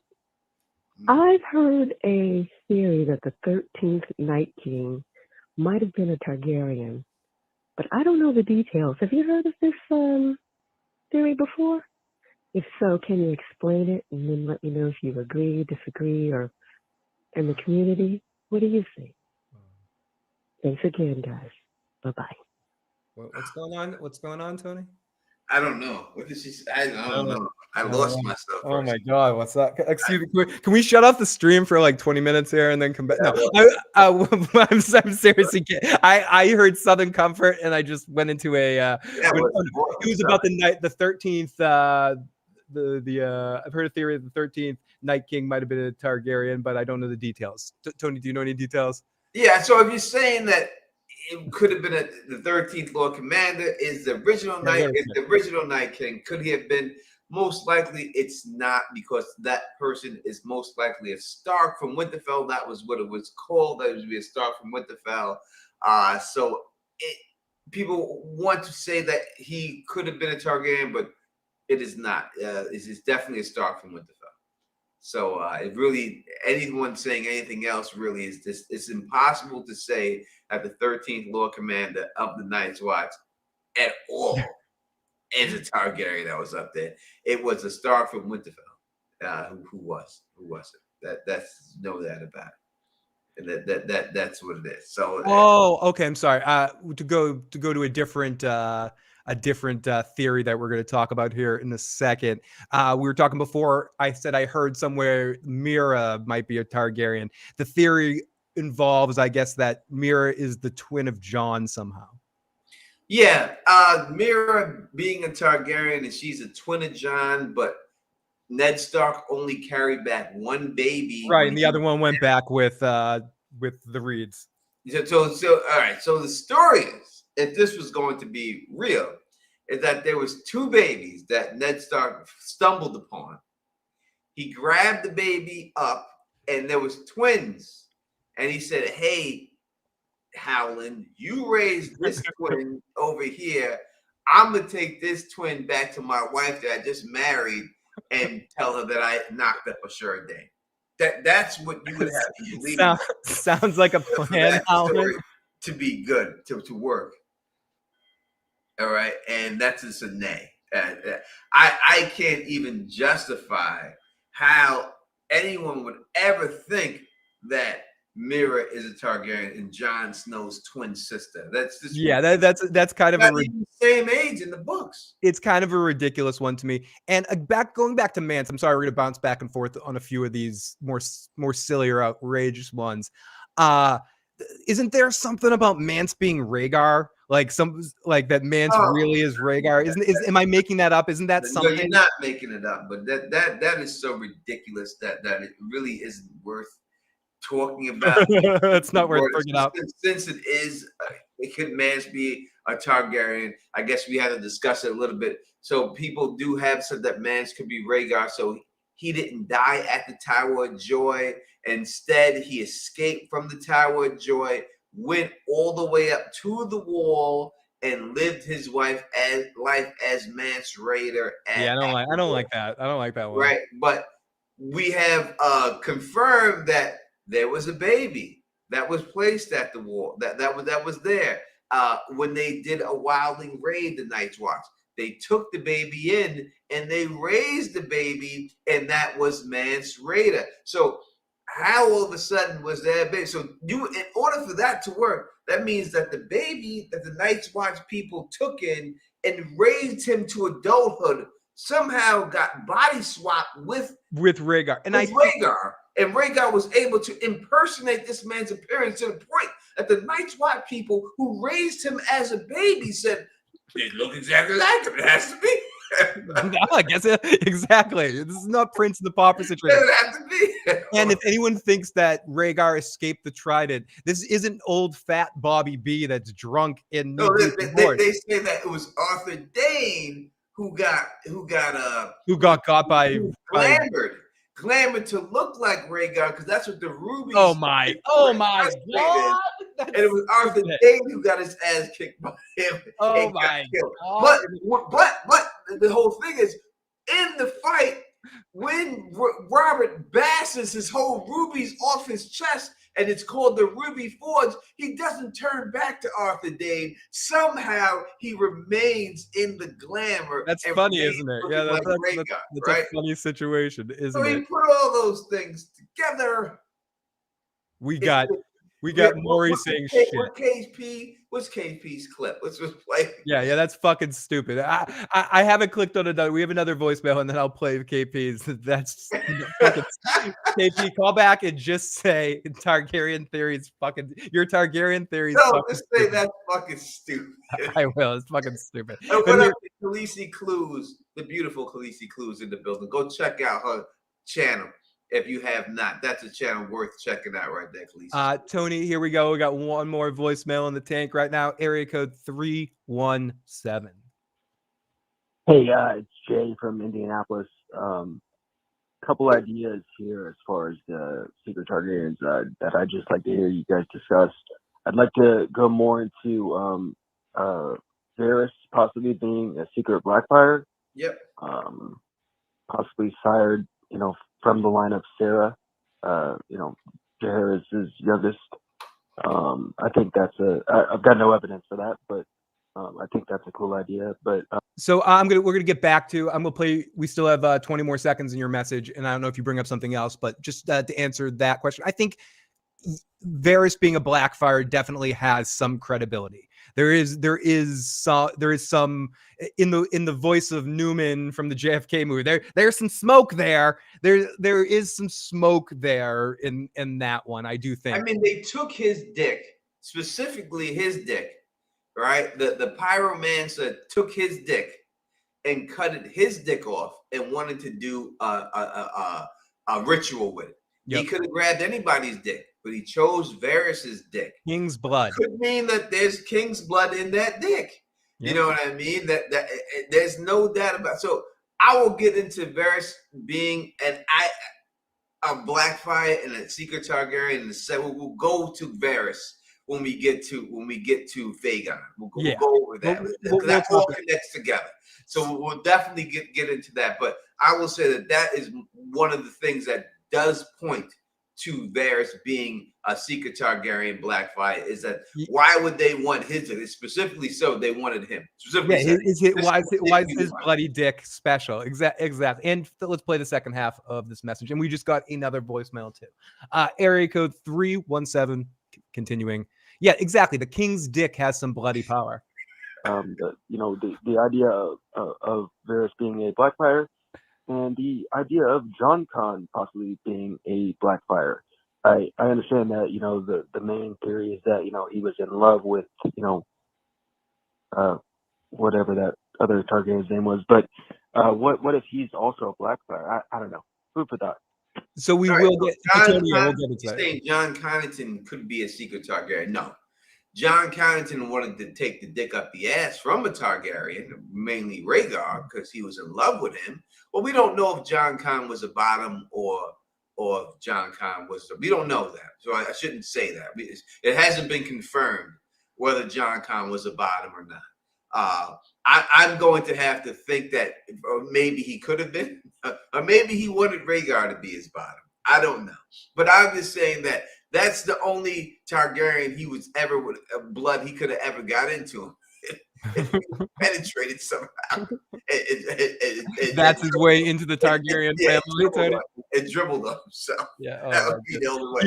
He was a booty war. John Connington is not a Targaryen. There's no way that he is a Targaryen. Is he the booty warrior? Yes. Definitely. He could have been the booty warrior, John Connington. There's no doubt about it. When he's, you hear him say, "My prince," it was my prince, and everything else. There's no doubt about it. You know what I mean? That's what it is. It's stuff. So I would say that he is not a Targaryen, but he definitely wanted to get into Targaryen because he was definitely in love with Rhaegar and did everything for Rhaegar. That's why he wanted to defeat Robert Baratheon and everything else and everything. So there's no doubt that he's wanted to be a Targaryen, but he is not blood of the Targaryen like that. The way we're looking at it and stuff. Not that there's anything wrong with it. If you want to do what you want to do, and Rhaegar want to do what he want to do, hey, have at it, people. You know what I mean? I got no hate for that at all. We will definitely get to people are saying Young Griff. We'll definitely get to Young Griff. Yeah, we're gonna get to Younger. We're over here in the north. Yeah, right? we're doing like the random ones. Like I think somewhere out there is Melisandre, even though that's ridiculous. Varys Ilario, descendants of blood ribbon. Melisandre is no. There's no at all that she has anything to do with the Targaryens. There's nothing that points in the direction that she would have anything to do with the Targaryens. Nothing there. There's nothing there. And Tony, we got isn't there one about Quaithe possibly being a Targaryen? I never heard Quaithe. Quaithe. We'll call for now. We will call her by her. Tony's getting drunk too, guys. Yeah, whatever. Quaithe and Quaithe. It's synonymous. He had to listen. He made that name. He had to come up. You have to take it, dude. He's naming people after Muppets for Christ's sake. There's no way he did. There's no way he didn't come up. Tony, we have a longer voicemail, so please stop me during it if you want to respond to anything. This is area code 678. Yo, this is Justin in the 404. Heard you guys talking about the secret Targaryen tinfoil. It's run down. Justin, I already love your energy. I've heard people explain the Tyrion thing by saying he's an actual chimera, as in he's like two different biological bodies wrapped up into one. Kind of like how these Targaryens are giving birth to scaled creatures and creatures with wings. And dude, you need to start a YouTube channel. I like this stuff. We don't see any of it firsthand or see any of it, like in the show. But apparently it's something that happens quite a lot. A lot of the the terminated pregnancies have ended in like quite literal monsters. But yeah, overall, you guys are right on. It's, all of Tywin's kids they are all Tywin's kids, man. Like it would cheapen the story to make it any less like that. Each one represents a facet of Tywin that we don't necessarily get to see in the show. But yeah, man, just keep my fingers crossed here for some Winds of Winter action. 24, God, please. I know there's a whole yeah, now he's going off in the Winds of Winter. He's going on a book rant right. he's in his cups, and is a chimera. I've never. I like the chimera thing, but no, it's just not. This is he said, and we've said it just cheapens the story if he's not Tywin's son, and it's not good storytelling. That in itself is enough for me. The Quaith again. I said Quaith, and I didn't mean it that time. From Kelly Johnson is saying Shiera Seastar is her in disguise. Mhm. Shiera Seastar, listen, let's go through it real quick. Let's go through it real quick. You don't want to try to say her name again. You can call her Q if you want. If you want to avoid it, Tony, we won't judge you if you choose to call her Q. Listen, she would have to be 300 years old. How old is Bloodraven at this time? She's the same age as Bloodraven. Bloodraven's like 190 years old, and the only reason he's alive is because he's stuck in a tree, and his body is still withered away and everything else. So she would have to be that old. So there's just no way that it'd be possible for it to be her. Just from that alone. Chrissy says it's too old. It's too late. She's been named. She's Queef from now on. Isn't there a hot pot? I mean, I know it's a joke theory, but there's like the hot pot, the Targaryen theory too somewhere. I don't know. I've heard it. Everyone's saying it was a Targaryen. Not hot pot. It's a joke. It's a joke one. Of course, the Targaryens are now bakers. Yep. The Targaryens do anything. Oh, he plays a harp. Anyone who plays a harp's a Targaryen. All musicians are Targaryen. John Haymaker. I'm going to add something to Tony has Queef madness to Dr. Tony Teflon in the Queef madness. All right. So Jackie said, yeah, she knows blood magic like Mel. We have no proof that this blood magic that she knows is keeping her alive for this long, that she's glamored in any way, and that she's as old as Melisandre. We only know that Melisandre is that age. We don't know anyone else that we have any proof that's aged like that. I know we don't know if any of the other Red Witches. I know there was a thing. There was a rumor. Oh, the Sheriff Stiersover would bathe in blood to keep her youthful look. But I think that's a story just like Harrenhal is cursed. I mean, I will say that even though we haven't seen it, the fact that Melisandre is equipped with that kind of glamour and those kind of skills leads me to believe that she's probably not the only person in all of Westeros that has that quote unquote technology. Someone else probably has similar glamours because unless she's super special, and it doesn't seem like that. Could other Red Witches or other magic quote unquote users you're have a Red Priestess for the Lord Temple? Maybe you have that. Like, do you get that glamour at graduation? Is this like the Harry Potter school or something? Like you get your wand, you get your glamour. But also, this the glamour. It's the ability to live for 500 years. If so, I'm becoming a Red Witch. I mean, like you have to, right? If you could live for 500 years, everyone's got to do it. Yeah, do that glamour and stuff. Take it off. Like, come on.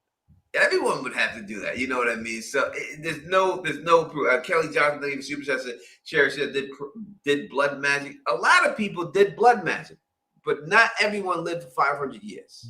Jackie C says they teach you the glamours in Asai, not in the. See, that's me, my dirty mind. I just want to say ass high. No, that they teach the glamours in Asai, not in the temples.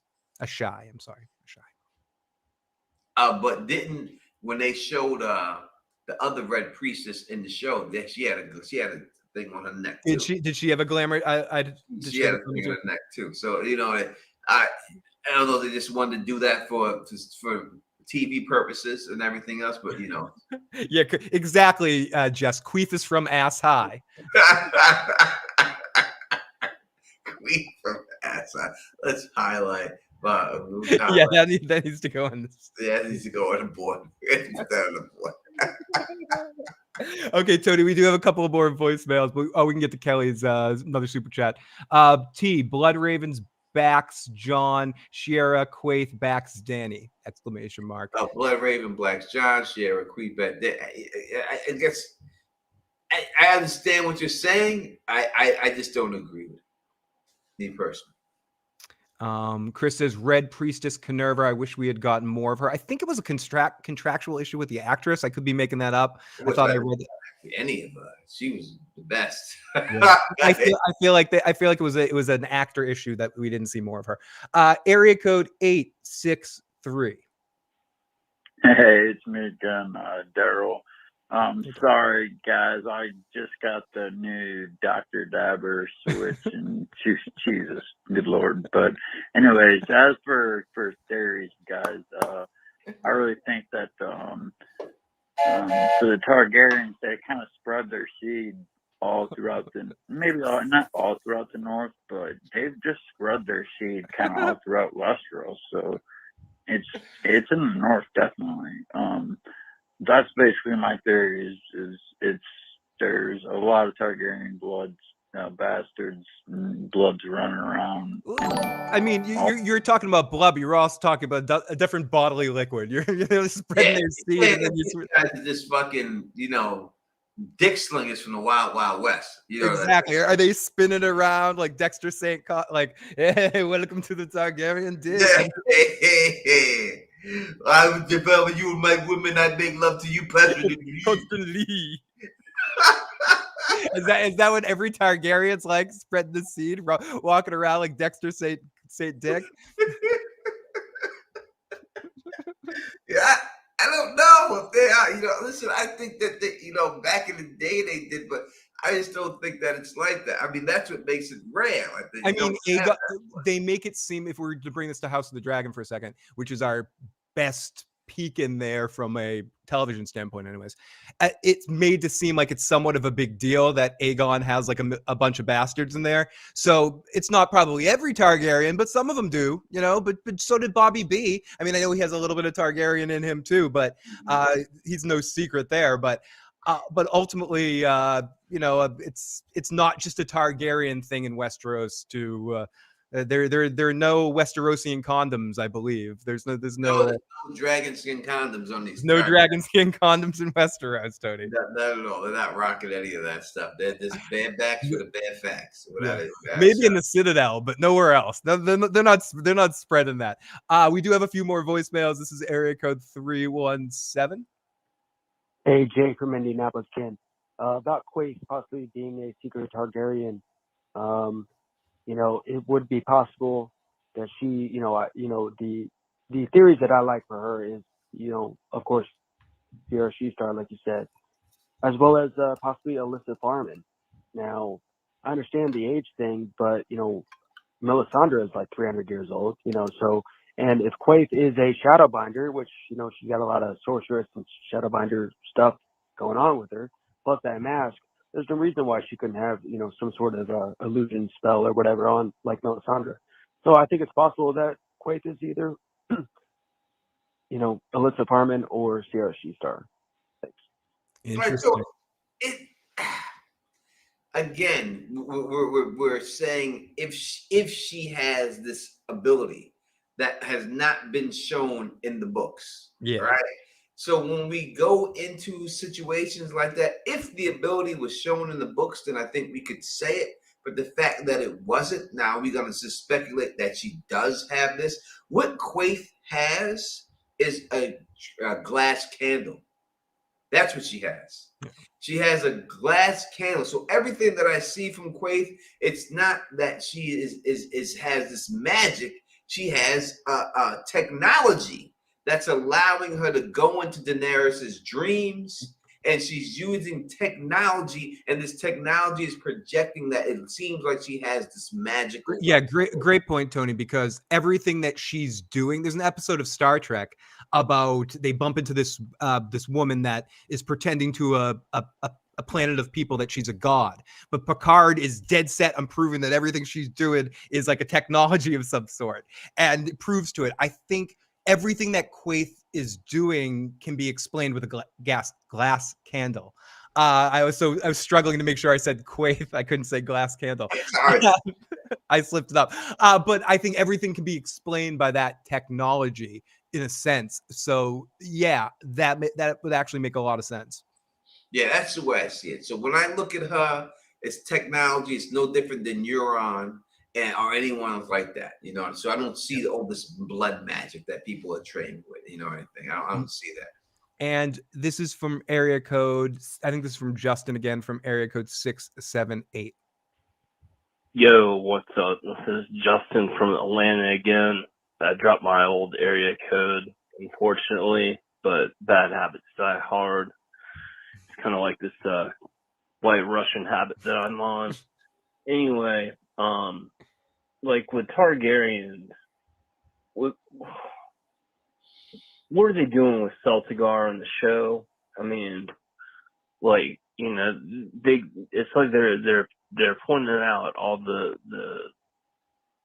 you know, all the allies, and you've got Celtigar from Claw Isle, pure Valyrian descent. They got a nice fucking Valyrian steel axe.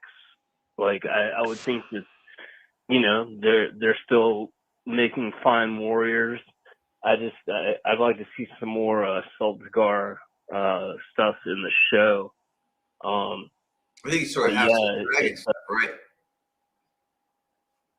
I think he's talking House of the Dragon stuff. Yeah, he's talking House of the Dragon stuff. Yeah, that stuff. Well, I don't want to do House of the Dragon spoilers and stuff, but that stuff will come.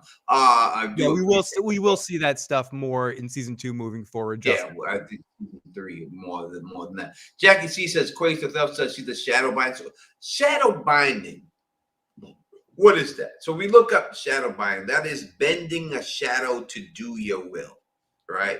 We see Melisandre do that to kill Renly. Yep. That doesn't mean you're 500 years old. That doesn't mean you can live to be 300 years old because you know that ability to birth a shadow out of your cunt and push it out and then have this shadow go and kill somebody. Yeah, it might only take 20 years to learn that. We don't know. Yeah, you don't know. It could know. be like when you see the maesters with the chains and everything else. You know, sometimes you earn certain links. So Melisandre had a certain link hanging out of her vagina. Yeah, she could have. She had the shadow binding link. She had the shadow binding link. If you look at it that way, and we put it in the maester's term, so Quaithe has a shadow binding link. Doesn't mean she has the extra long life link. Doesn't mean she has the glamoring link. You know, we don't know this for fact and everything else. You know what I mean? So yeah, we don't know how that all works. We don't know how that is, so we can't truly say that. And I understand why you would want to say it, but just because someone knows one certain skill doesn't mean they know more. You know, there's some people I know, you know, there's some people who specialize in transmissions and some who but can't fix an engine. And some people who can fix an engine but can't do transmissions. And some who do American cars but can't do foreign cars. Right? So I think it could be a Valyrian steel clit ring. All right. We're getting into it right now. People. Yeah, everybody's in their cups right now. Exactly. This is that forgotten week between Christmas and New Year's. Everyone's drinking on a fucking what night is this? Wednesday night. It's Wednesday, and then we all got to work tomorrow. Yep. No, I do too. Yep. You know, so it is what it is. So that's what I'm saying when I look at the whole situation and stuff. There's no proof that she is old, and I don't think that it makes a good story to have a bunch of people 500 years old. Yeah, I think that's what makes Melisandre special. She's the 500-year-old broad up in here.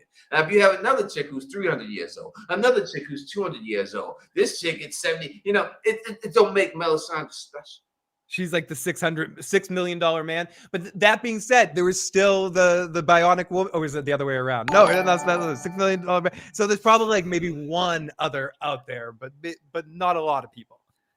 Okay, John, thanks. I'm going to enjoy being vindicated, and we'll see.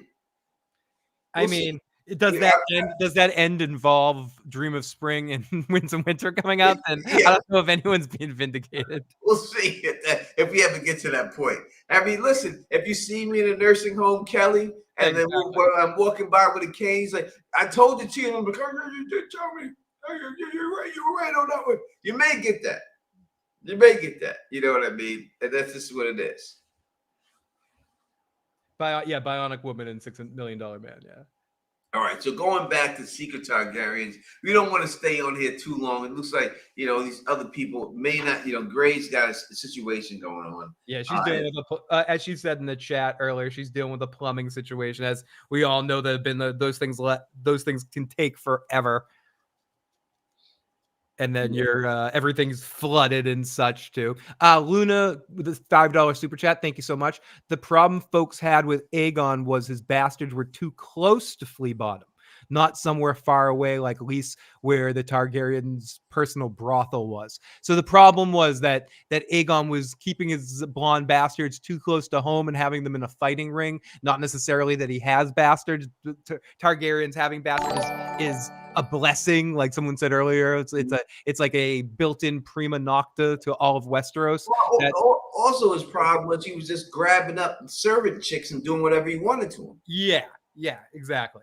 You know, that's the biggest problem with it, I think, of all. I mean, so I think that no, Jess, that wasn't a euphemism. She really has plumbing issues. No euphemism there. No, it's actual plumbing issues.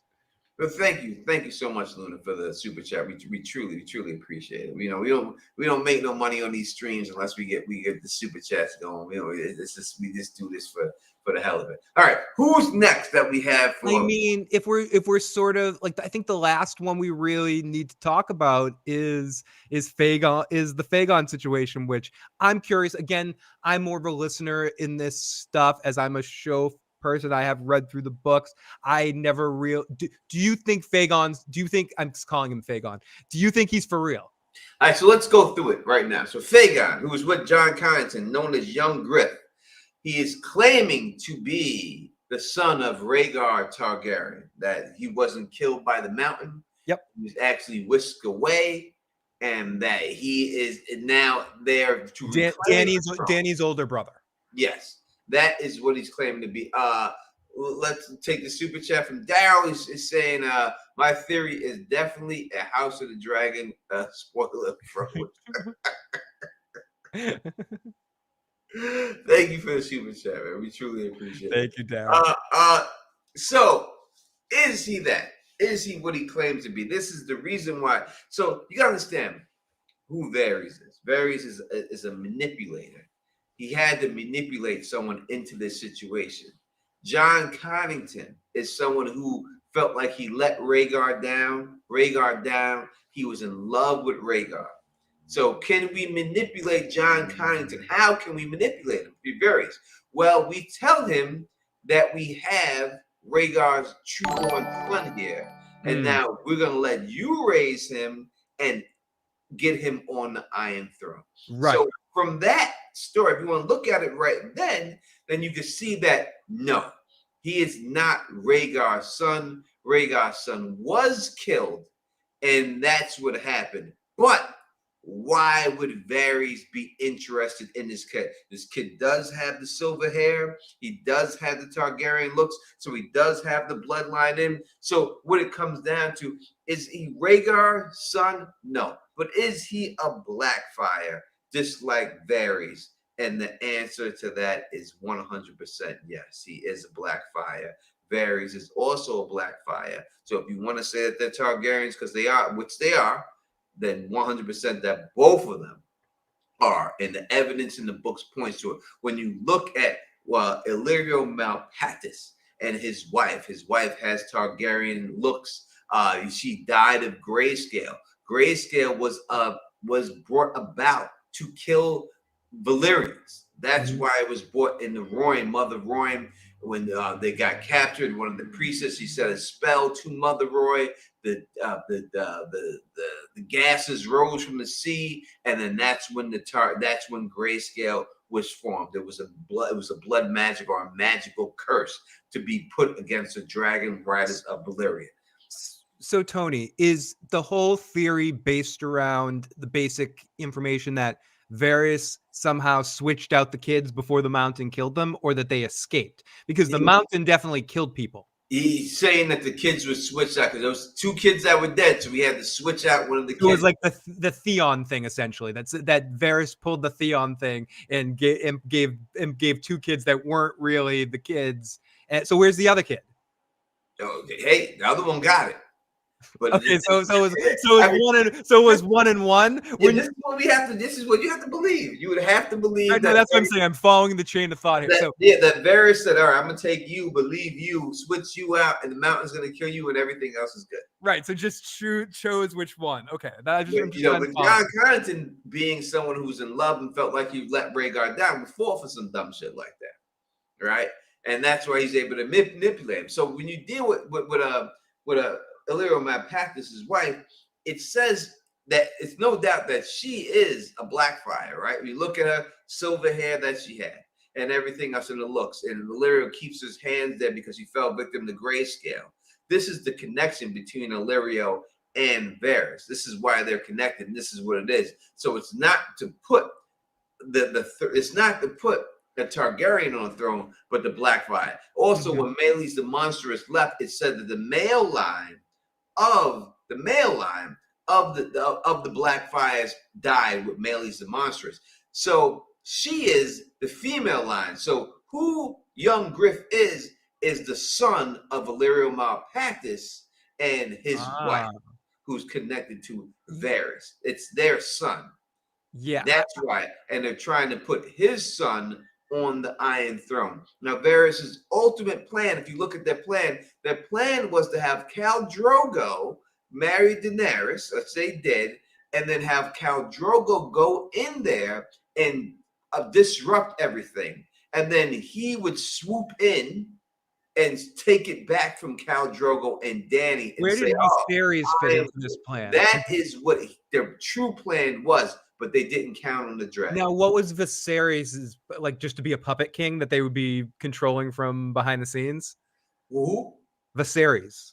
Oh, they had no chance. They knew he would die. They had no chance that. So they did no chance that he would do anything. They want Illyrio's son on the throne. They knew he would, like Marlo, he would eventually just blow himself up. Yeah, they had no chance of him. They knew he wasn't going to survive. The thing that fucked them up was Daenerys' dragons. They thought that the Dothraki could defeat Westeros, but then they wanted him to swoop in as the savior of Westeros to kill all of the invaders, the foreign invaders and everything. That was what their plan was, but they didn't.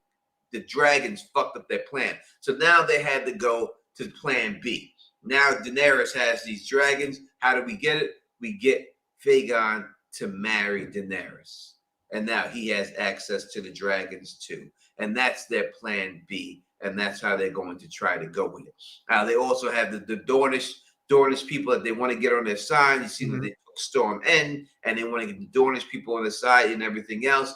But that is what it truly is, and that is the plan of them, and that's where it's going down. I've done videos on this. You can look at it. It's called Varys' Master Plan and Illyrio's Master Plan. I spelled it all out for you back in the day, over 8 years ago. This is coming on 10 years that I've been on YouTube. 10 years. Next year will be 10 years that I've been on YouTube talking about this stuff. Yeah, this is 10 years from the final season. Whenever the final season of Breaking Bad was for me, like with the first, I mean, I did radio show, but the first time I was on YouTube was those doing reviews on TV was I believe 2012. It's a long time.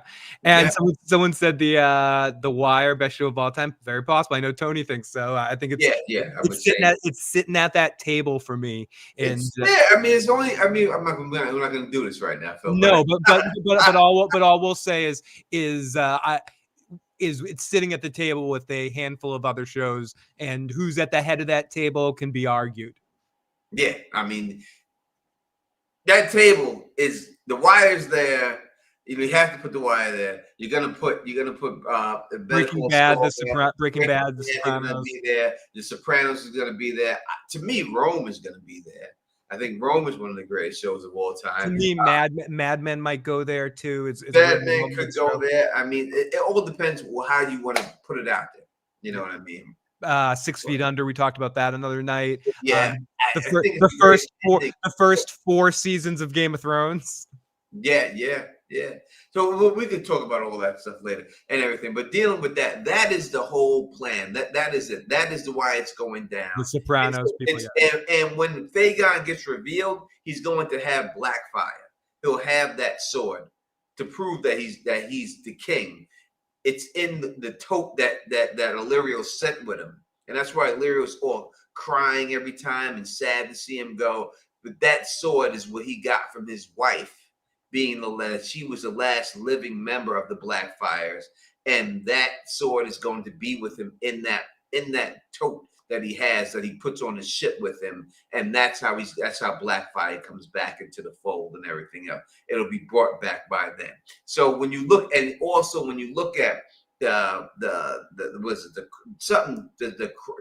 end with the dragon, with the dragon using it for the dragon ornament outside, we see that ornament goes inside of the water. And when it goes in there, it's black, and then when it comes out after it gets rusted and turns red, which is symbolism saying that there's a fake dragon who's really black, but he's coming back and he's pretending to be a red dragon, which is the Targaryen dragon, but he's truly a black dragon, which is a Blackfyre. That is why that was all put in there and stuff. So no doubt about it, that is what it is. But yes, if you want to say Blackfyres are Targaryens, because they are 100%, that varies, and Fagon are Targaryens, just not in the way that they're putting out. Now, and I like that. Swagger Dagger says I just watched Rome for the first time. I don't think you get Game of Thrones if you don't have Rome. I know Tony thinks that as well, and I think George R. R. Martin said that when Dan and Dave went to him, that when they offered HBO, he said, "These are the people who did Rome. They could do my show." Yeah, they could pull it off.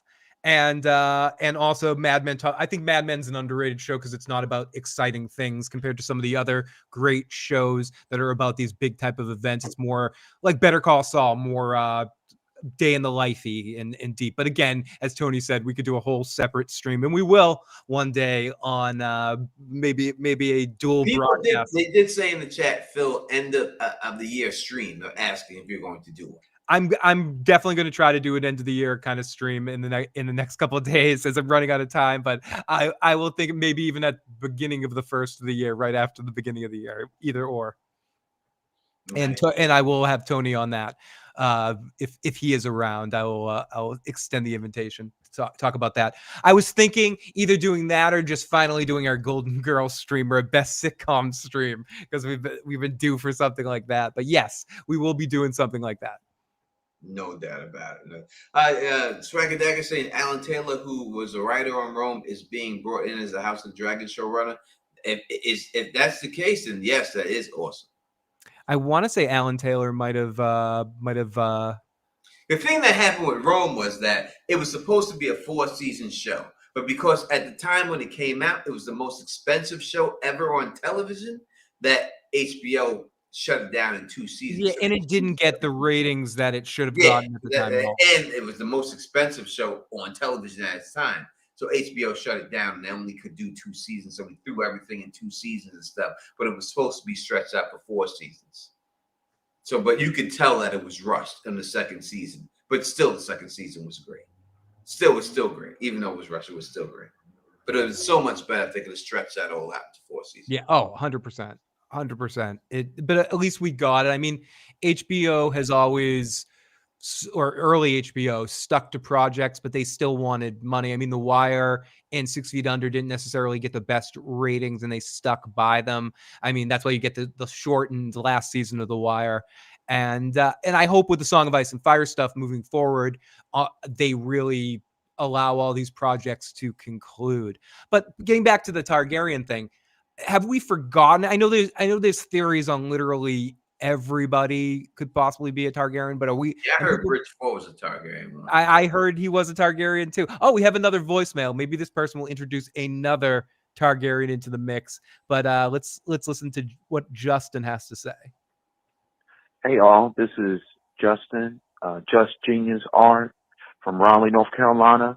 Just wanted to say happy holidays to everyone. Merry Christmas, Happy Kwanzaa, wherever you are manifesting or representing, sending all love and light to everybody. And thank you so much for this wonderful show. Been having an awesome time tuning in when I can. And it's just been a big blessing. Really enjoy it. So I just want to send y'all love to the makers of the show.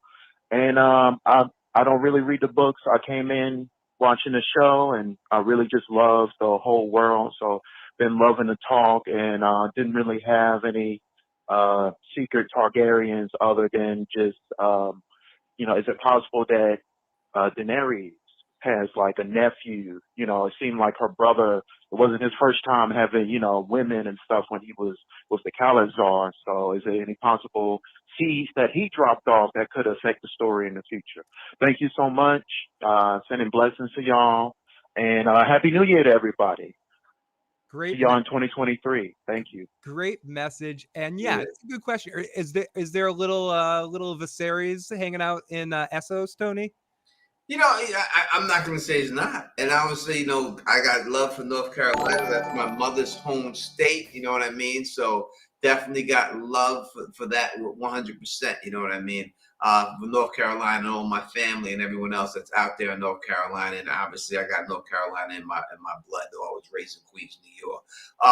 Jackie C saying Teflon TV is a secret target. He's got a real big dragon. That's the rumor. Oh, hey now, Jackie C. Oh my goodness. Oh my goodness. Tony. Here we go. We got another message from. Wait, let me get to the super chat real quick. Let's do the super chat. We got one from Luna who says, Domina on Epics is good. It goes into the life of Livia, August Octavia's mother from Rome. I've never seen this. You know what? And thank you for pointing it out. I'll take a look at it. I definitely will. We love Epics. I wish it was the same woman that was playing her. If you said it was the same woman that was playing her, because she was just perfect for that role. And I always wanted her to come on Game of Thrones so bad, because I loved her in that role. I love it. She was just amazing. The only big Rome actor was Edmure, right? Yes. No. Edmund Tully was in there. Mance Rayder was. Mance Rayder was totally in. Yeah, Mance Rayder. He was in there. He was up in there. Anybody else, or Edmund Tully was Brutus. He was. He was a big character on Rome. Yeah.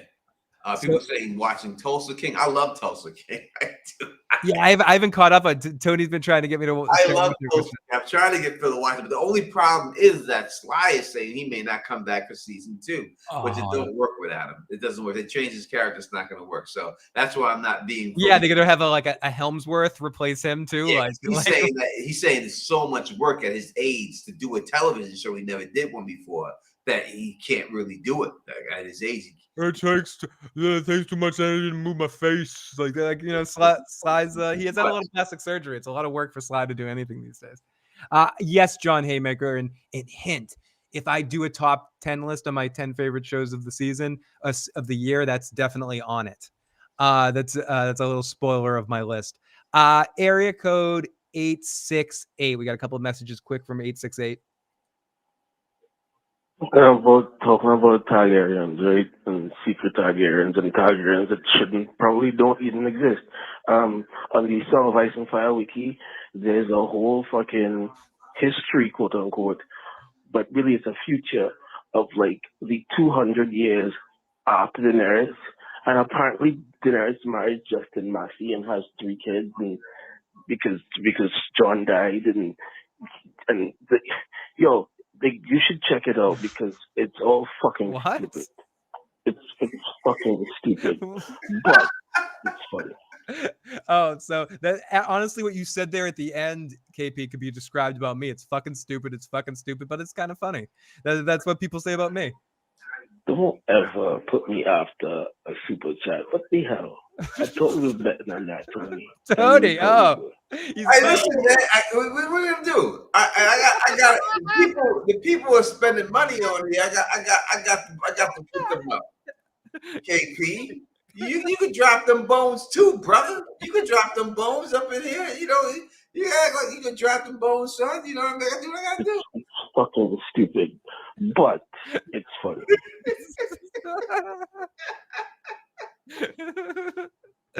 Oh my goodness. We gotta use that fucking stupid. we got it. We gotta use it. We gotta use that. It's fucking stupid. It's fucking, but it's funny. But yeah, are we missing any other Yeah, I don't know if we are missing. I think we have covered all of the secret Targaryens. Pretty much. I mean, except for like we said Bridge 4 is definitely a Targaryen. Yes, Bridge 4 is a secret Targaryen. There's no doubt. He would be mad because he want to be a Lannister. Without a doubt, that's who we want to be. Yeah, but his father's the Mad King, you know. Yeah, but he definitely want to be a Lannister. Any other YouTubers that are secret Targaryens? David Lightbringer, it's a Blackfyre. Yeah, I could see that. David Lightbringer is definitely a Blackfyre. I play music. Does that make me a Targaryen? Maybe that puts you in Bail the Bard or Mance Rayder. Yeah, I have to be, right? Isn't it by the gray area is a Stark. She's a secret Stark. That's what she is.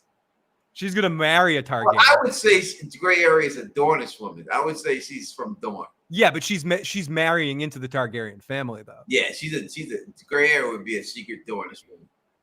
That's what I would say if I had to put it on her. I'm obviously a fucking Valyrian. Brown Ben Plum, someone's saying. Yeah, Brown Ben Plum is he has dragon blood in him. We don't know if it's Targaryen blood in him, but we know that he has Valyrian blood in him. Luna, good question.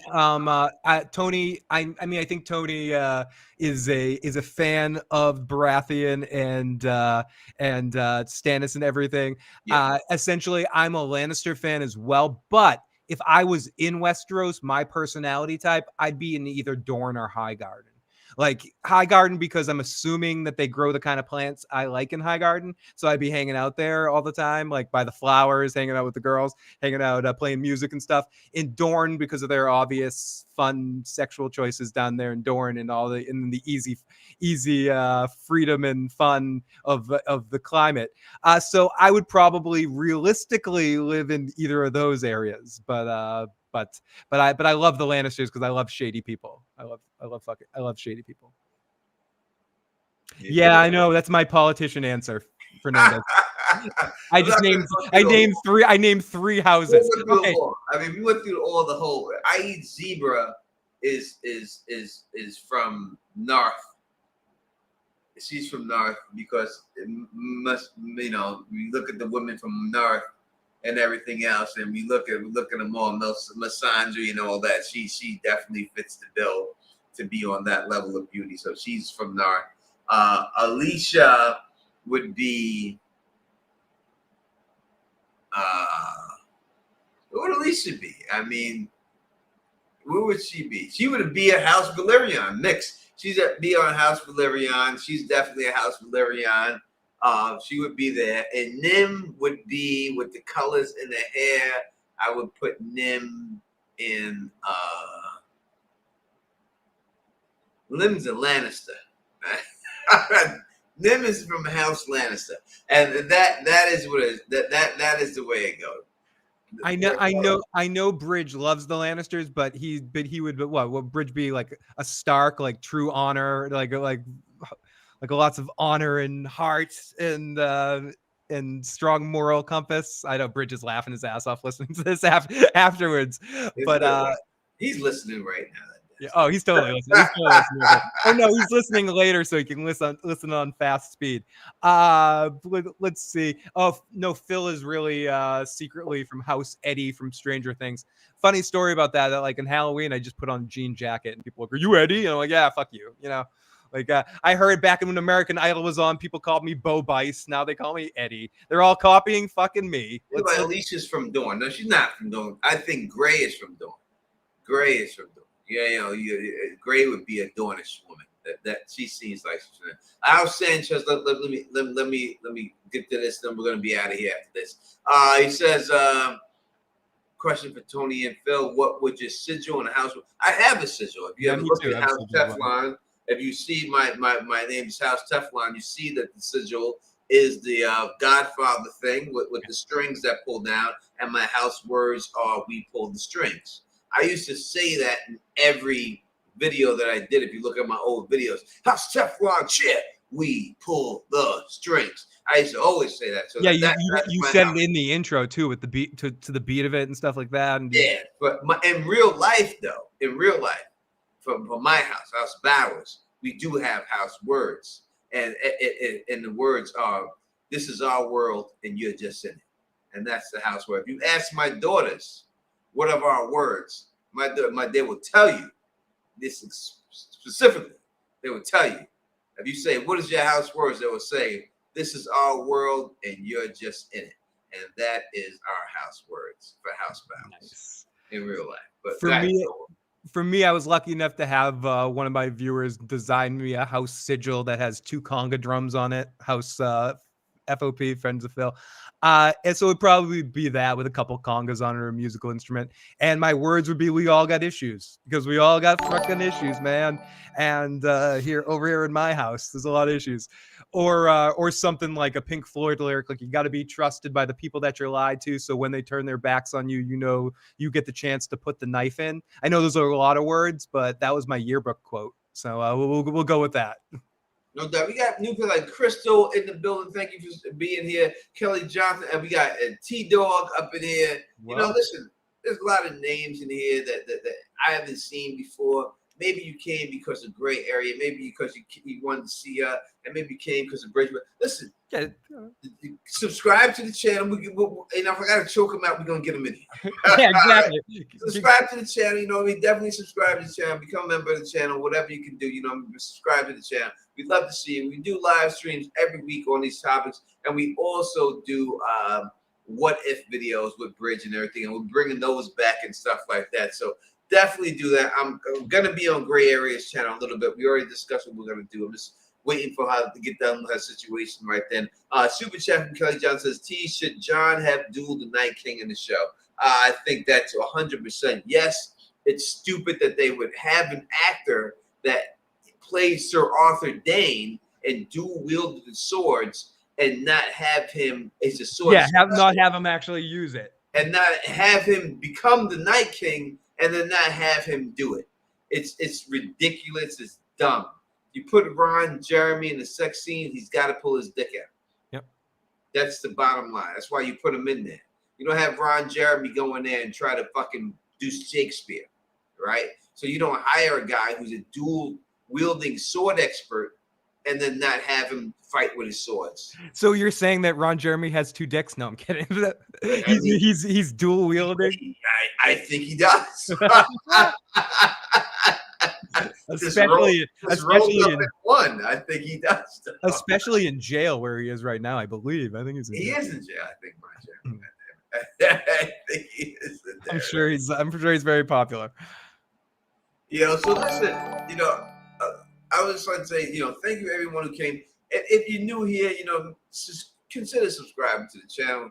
Don Tony Teflon, the oldest running Game of Thrones YouTube channel on all of YouTube, period. Teflon TV. There's not anyone out there who's been doing this longer than me. You know what I mean? So consider yourself, consider subscribing to the channel, rocking with me, Phil the Issues Guy, Bridge 4, everyone else we're bringing here and stuff like that. Make sure you subscribe. We really, truly would appreciate that and everything else. All right, we're going to get out of here. Phil, what's coming up on your channel? The next thing's coming up on my channel will be a best of the year, worst of the year show with Tony. I'm going to try to get Joe involved too, or just myself, depending on the timing of the situation. That will either be in the next 2 days or next week in the first week of, I think it's like a wedding gift. You have like 2 weeks after the new year to do a best of video. Because the first thing I'm really going to be covering, I might do a Sopranos video occasionally mixed in, but the next show I'm covering will be doing recap episodes and some short content video as well for The Last of Us. It's the first show. People are asking about Joe in the live chat. It's the first time I've ever done a live or done a show that Joe has requested to do, because just like Tony, and he is a huge fan of the video game series. So we're going to be doing post shows. I think Tony's going to be doing some pre-shows for that too. So we're going to be having some fun. We know a lot of people are going to be covering it, but that's the next big show we're going to be covering on the channel, and some other stuff too as it comes out. But that's the next big one, which is coming out, I believe, January 15th or 16th or something like that. Yeah, Last of Us will be what I'm covering. Obviously, we'll be doing pre-game shows for The Last of Us, post-game shows on Phil's channels, videos throughout the week. we're trying to get a whole thing. So hopefully everyone here, listen, watch The Last of Us. It's on HBO.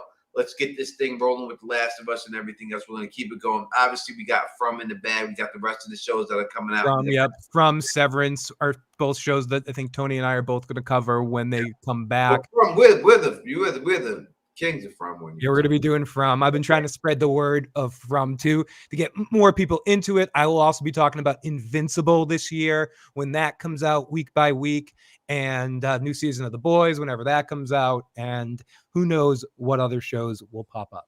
Yeah, From is my show. Like when we do the top 10 list, watch how high I have From up there, and it's really because I really think it's a great show. It's definitely it's definitely on my list as well. And if people haven't watched From, definitely go on Epic. No, I was on invited onto Preston's live stream the other night. I mentioned it to Carmine, who hadn't watched it, hadn't heard of it, and that's one of the problems, that not a lot of people have heard of this show, and more people should be watching Tony do it. More people should be watching us babble about it and watching this show. And Carmine binged it in a night, and he's like, "Dude, how haven't I heard of this show?"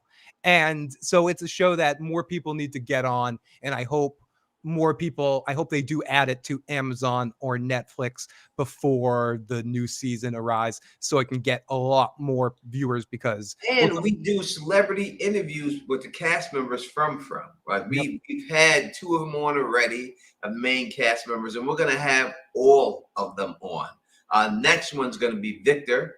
We'll have Victor on, and then we're gonna have all of them, Boyd, everyone. We're gonna have them all on. You know what I mean? We will try. It's been confirmed that everyone in the cast knows exactly who me. Yeah, they've heard of us, and they don't mind us. Yeah. Just Genius. Yes, I will be doing some Star Trek stuff. I want to go back and look at some great episodes of Next Generation and Deep Space Nine and Voyager and Enterprise era stuff, and maybe talk about some of the movies too. So I'm definitely gonna do some Star Trek stuff. If you want to talk From, I'll do a stream for From. I have no problem doing that. But when you see it, subscribe to the channel. When you see it show up. We've been waiting for the trailer, because I think the last stream we did, we had like a smaller amount of people because it was in such the off season. So we decided to wait for a trailer before we start talking about it. But if people want it, tell us, show us that you want the From stream, and we'll bring it. Well, I'd love to do a From stream. And Yellow Jackets is definitely getting covered. You don't have to worry about that. For Yellow Jackets. And of course, I mean, because we've talked about Song of Ice and Fire stuff tonight. It's because it's not as long of a night, but we're in another long night, because the soonest House of the Dragon's coming out is 2024. Like the soonest we can get that is, so we have a whole year theoretically without any content, unless you think Winds of Winter is coming out in 2023. And Tony, I guess that's the last point before we say goodnight. Do you think before we get into 2023, before New Year's Eve, probably the last time people are going to hear from you before the New Year's, will Winds of Winter come out in 2023? No, of course not. We did a whole stream. We did a whole stream exactly when it's come. I know we did. I just figured give people the cliff notes now. Now go watch the stream. I tell you exactly when it's going to come out. It's not going to come out. Luna, thank you for mentioning that, because I made my list and I forgot that show, and that deserves to have a place on my list because it was excellent. Tony and I, it was another show that Tony and I meant to cover. I was gonna do stuff on my channel about it. Tony wanted to do stuff about it. I've been meaning to do that for 2 years. I've been thinking about that because I actually liked all those stupid Anne Rice books back in the day, and Tony talked about the series too, and neither one of us did, and I think we both watched it and liked it. Grey Worm killed it. Honestly, I wanted to do it, but I've had deaths, and my really good friends of mine, 2 of them. No, I'm so sorry for your loss. Right now he's just about there, and you know what I mean. I'm not going to get into it, but that's what held up those whole things is just real life issues and stuff, and that's the reason why I wasn't able to cover it the way I wanted to. But yeah, Ellen Mar was supposed to jump on it with me and Phil, and we were going to all do a whole Lady in the Dawn situation with the interview with a vampire. Hopefully we can go back and cover all that stuff. But yeah, it was very good. First of all, let's all toast and give Tony some love right now. But toast to Tony and to his friends. Rest in peace and good health to everybody. But to get back, for TV and stuff, Interview the Vampire was very great, and we'll talk about at some point. Grey Worm stepped up his acting as fun and good as he was on Game of Thrones. He really got to act in this. Yeah, he really acted showed in his Game stuff. of Thrones. He didn't have to act, you know. He just had to say a couple of words in here. You know, like Melisandre. You know, that was it. You know, Sunday, beautiful girl. See, I don't have dick, but I love you anyway. You know, he didn't have to say anything. My tongue moves really fast with Lady Melisandre. You know what I mean? But no, both of them, him and Lestat, fucking both those actors killed it. They both killed it. They really did. All right.